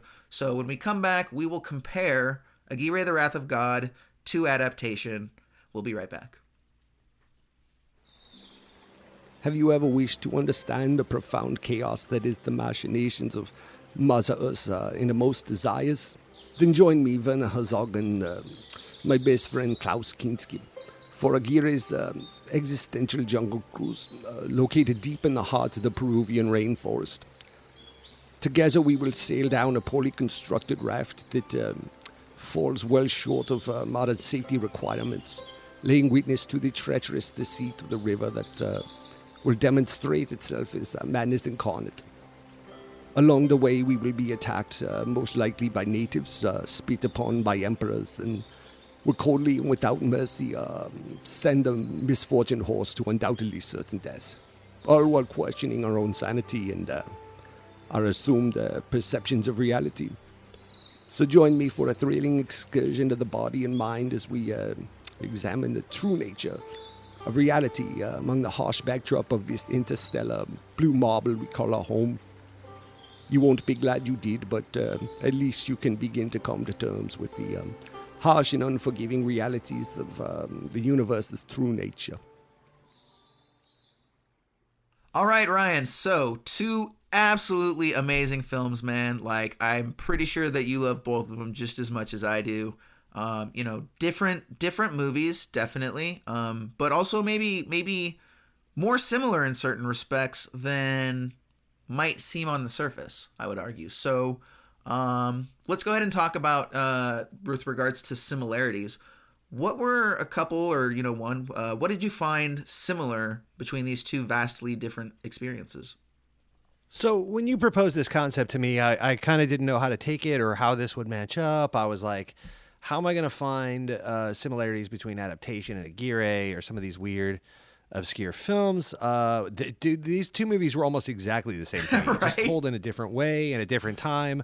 2002, brought a new way of telling the same story, but it was a descent into madness. It was two heroes' journeys of people that got in their own way and eventually, led down the path of destruction in a way, to the point where Kaufman loses his twin brother and has to, ends up in a swamp, and all these things. And Aguirre, ends up getting his crew all killed, in the same way that Nick Cage gets his brother killed. And I don't know, I just saw so many parallels in this, in the way that these are just both doomed characters from the start, that I will say that Adaptation has a little bit of an uptick at the end, because Charlie Kaufman ends up getting the thing done and all that. But I think these are, if you follow both of these heroes' journeys, it's very, very parallel.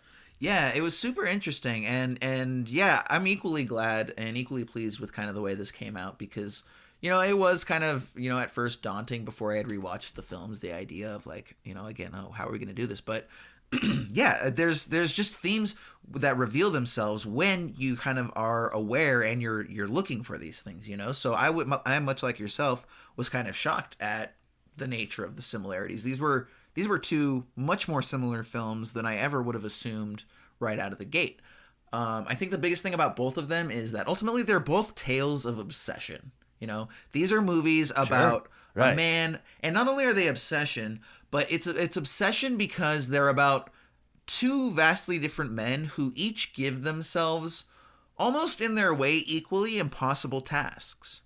That's the thing. Like, to a degree, they don't know it, but both of these men have set themselves up for failure by giving themselves goals that are impossible to achieve, whether a matter of resources, whether a matter of, probably more so than anything, their own personality, their own self-destructive efforts in achievement of that goal or in working toward that goal. But we see two men impossible, that are singularly but at the same obsessed.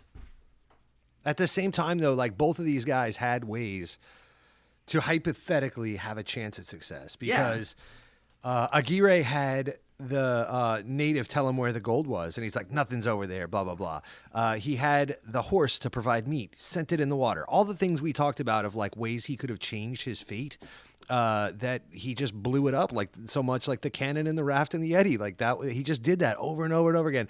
And same thing with Charlie Kaufman's character, wherein he had opportunities to succeed, where he got on the elevator with Susan, where he, had the attention of women. His brother, obviously, who is his identical twin, was successful where he was not in these areas that he just set himself up for failure. Even just the way he would mope when he would go to parties, where his brother was the life of the party and ended up with Maggie Gyllenhaal as her character.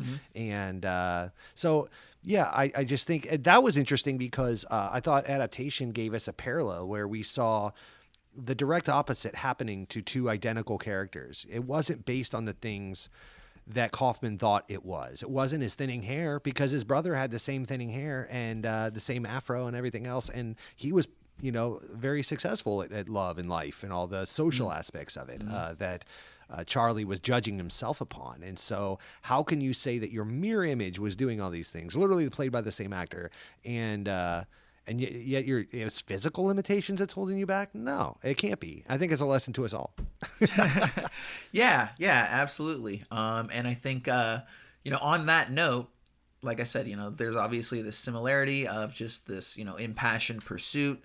Nothing's going to get in my way, except that, both of them do get in their way. And so that's yet another thing, is that they're both their own worst enemy at the end of the day. Right. However, the ways in which they are both their own worst enemy, I think, are very different. So for as much as Charlie and Aguirre's, arcs and pursuits and goals, may sort of trend in the same direction, how they go about achieving them is actually quite different. I think that the biggest difference between the two of them probably lies in the fact that Aguirre is overconfident and Charlie lacks all confidence at all. So at any given moment, like there's never a moment in the film Aguirre, The Wrath of God, where Aguirre thinks that he is not going to achieve his goal. You kind of touched on that a minute ago. Right. There's no scenario where he's not going to take over the land. And conversely, for Charlie, like at a certain point, there's no scenario where he is going to finish his screenplay, so they do differ in those respects for sure. Absolutely.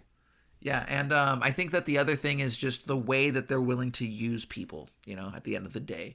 I think that Charlie is somebody who is never going to, knowingly at least, manipulate people, bend them to his will, et cetera, et cetera. I mean, part of it is he's just not going to have the gall to do that even. I don't think he's going to have the ability to engage people to, sort of rally on his behalf. But even if he did, he's never going to be the guy that's, beaten up on the natives or someone that he hired, he's never going to hire a screenplay, a writing assistant, and then just put everything on him and berate him. Like the difference between them is that Charlie definitely puts the weight of the world, arguably, but certainly the weight of his world on his shoulders and nobody else's. Whereas Aguirre has this sort of entitlement, right? Like, well, it's his destiny to take over the world, and it's, everybody should be willing to assist him in achievement of this goal, because, well, again, like, I'm destined. Like, God has said that it's my right to rule the world, and He's so a conqueror. You're supposed to help me. Like, I should be upset that you're not willing to, carry this for me or something like that. So yeah, and then to sort of just, tie it off here at the end, in sort of, a way that they're both sort of similar and different, is that I would say that at the end of the day, both Aguirre and Charlie are very principled individuals. Now, you can argue with the nature of those principles, but they are definitely men that see the world through a certain lens in a certain way. They believe that, mankind and people, etc., based on, their status in society, other means, do have, are almost destined. There is a point to life for everybody. And, for Charlie, it's his point to create screenplays, because he never questions whether he should be a writer. Like, there's never any doubt that he is a writer. He just doesn't have the confidence to be able to carry out his vision for what this particular project looks like. But it's never like, oh, it's a pretty specific problem. Yeah, he's never like, it's I just should just writer's give it block. up completely, and conversely, Aguirre sees the world a certain way, and again, people have this role to play, and this is my role. And so even though both men are different in the way that they approach life, again, I do think they're both principled men, and they were never going to deviate from their character. And I think that kind of also dovetails into why there's not necessarily like quite as defined of a character arc as there might be in, another film. So yeah, man. So I think that's a pretty good summation of both films. It's been interesting. Not a bad first run. Yeah. So it's been. Yeah, I mean, this was easier to do than I thought. It was kind of daunting to set out on this task, but yeah, had some free time, watched some movies, and they were very similar little tales, and I really, really enjoyed both of these movies. Definitely. So thanks for having me on, man. This has been a lot of fun. I'll try to join you as often as I can for these to co-host and watch some films. I'm really excited about the list. Yeah, so let's speaking of which, do you want to talk a little bit about next episode's films? Right there with you, buddy. Absolutely. So let's explain a little bit about the selection process for these films. So, because we want to sort of make connections that aren't necessarily on the surface, we want to challenge ourselves to compare and contrast vastly different films, right? So we actually have a master list of all of these films that sort of qualify as, what we said at the top of the show, right? Lesser known films, indie films, art films, silent films, basically anything that exists sort of outside of the mainstream, or maybe it was mainstream at one point, but maybe the mainstream shifted over the years. Something like Adaptation that was maybe sort of, got a fair amount of attention when it came out, but it was forgotten. All of these films go on a master list, okay? And what we're going to do is at the end of every show, we're going to go ahead, we're going to take the two films that we just watched, we're going to remove them from the list, and we now have our brand new list. All of the films are alphabetically ordered and assigned a number. What we're going to do is at the end of every show, we're going to go here to our random number generator, thanks to Google, and we are going to randomly select the next two films on our list, and who knows what they're going to be. Again, Ryan, we may be setting ourselves up for a really daunting challenge here. We've got just, films that are all over the place on this list. So, right off the bat, you've got, stuff like some current stuff like A Cure for Wellness. We've got some foreign films, Amores Perros. We've got old school gangster movies like White Heat. We've got weird indie stuff, Mandy. We've got The Wages of Fear, Vampire, Yojimbo. It's all over the place, right? And of course Fitzcarraldo, which we talked about earlier. So again, we have no idea what type of films are the two films that are going to be paired together. We may get a Kurosawa film up against an Ari Aster film, and we just have to find the similarities between them. So without further ado, we're going to go ahead and select our next two films. So cross them fingers, Ryan. Let's see what we got. Do we have like a drum roll effect or something? Maybe I can put like a drum roll effect and like edit and like post or something like that. If you're hearing it, if you're hearing it right now, this was totally put in post. All right, number 32. Let's refer to oh man, I get 32. Felix the Cat. Wow, that'll be interesting. Now I don't know about you. This one's on YouTube for free. You could just stream this one for free. But yeah, adult. It's one of the earliest adult animation. Yeah. The I don't know. Do you call it a classic? A Harry Crumb classic? Like, I mean, it's one of those movies I think everybody knows about, but like nobody's actually seen it. I know that's definitely the case for me. Yeah, I mean, this is I think this is classic Bakshi, right? This is the same guy that gave us the Lord of the Rings animation, and I thought this was. He would do a lot of. I thought it was Harry Crumb. I'm not even saying you're wrong. I'm not even saying you're wrong. I'm just saying I totally thought it was Harry Crumb, but it sounds like you know for sure. Yeah, I believe this is classic Bakshi. All right. Well, we're definitely gonna have to right now. I was gonna say we're gonna have to confirm that info, and we'll let you know. But let's go ahead and select the second film here. So pairing up with Felix the Cat for episode 2, we got number 79. And as we consult our list, wow. Okay, so Ryan, we're gonna be flexing our muscles here, man. So we are gonna be comparing one Felix the Cat to Swiss Army Man. Okay. Yeah, which Nice. is actually available on Netflix. I mean, I don't think you can say for free, but it's included with your monthly subscription cost. And I think everybody either has Netflix or has their friends or mom or dad's password. So go ahead and watch Swiss Army Man, Felix the Cat. Get ready for next week to join us. What do you know about Swiss Army Man? I'm gonna have to Honestly, do some I don't research on really- these. I can't really say that I know too much about Swiss Army Man other than that's the Daniel Radcliffe, Paul Dano film. Oh, did you never see this one? No, I never saw this one. Is it you have? Oh, you were in for a treat, my friend. No, dude, it's been on my. It's been on my list forever. Also, let's go ahead and specify. We're talking about Fritz the Cat, not Felix the Cat. Yeah, that's not what's on here. You have Felix the Cat on here, my friend, which was a Ryan Siegel entry. Well, I apologize, man. Oh my God, you're killing me, bro. You're killing me. Fritz the Cat.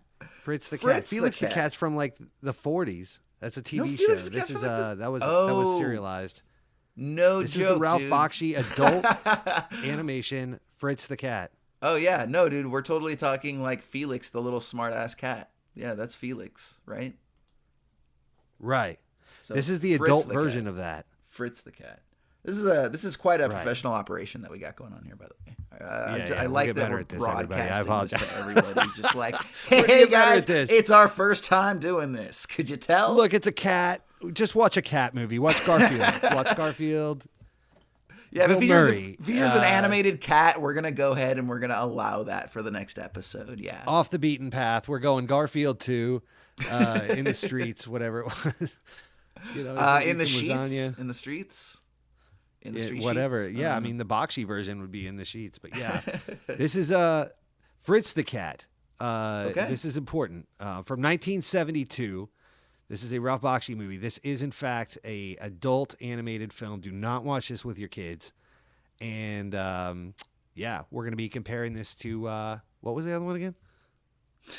Swiss Army Man. Swiss Army Man. That's right. With Harry Potter himself. Nailed it.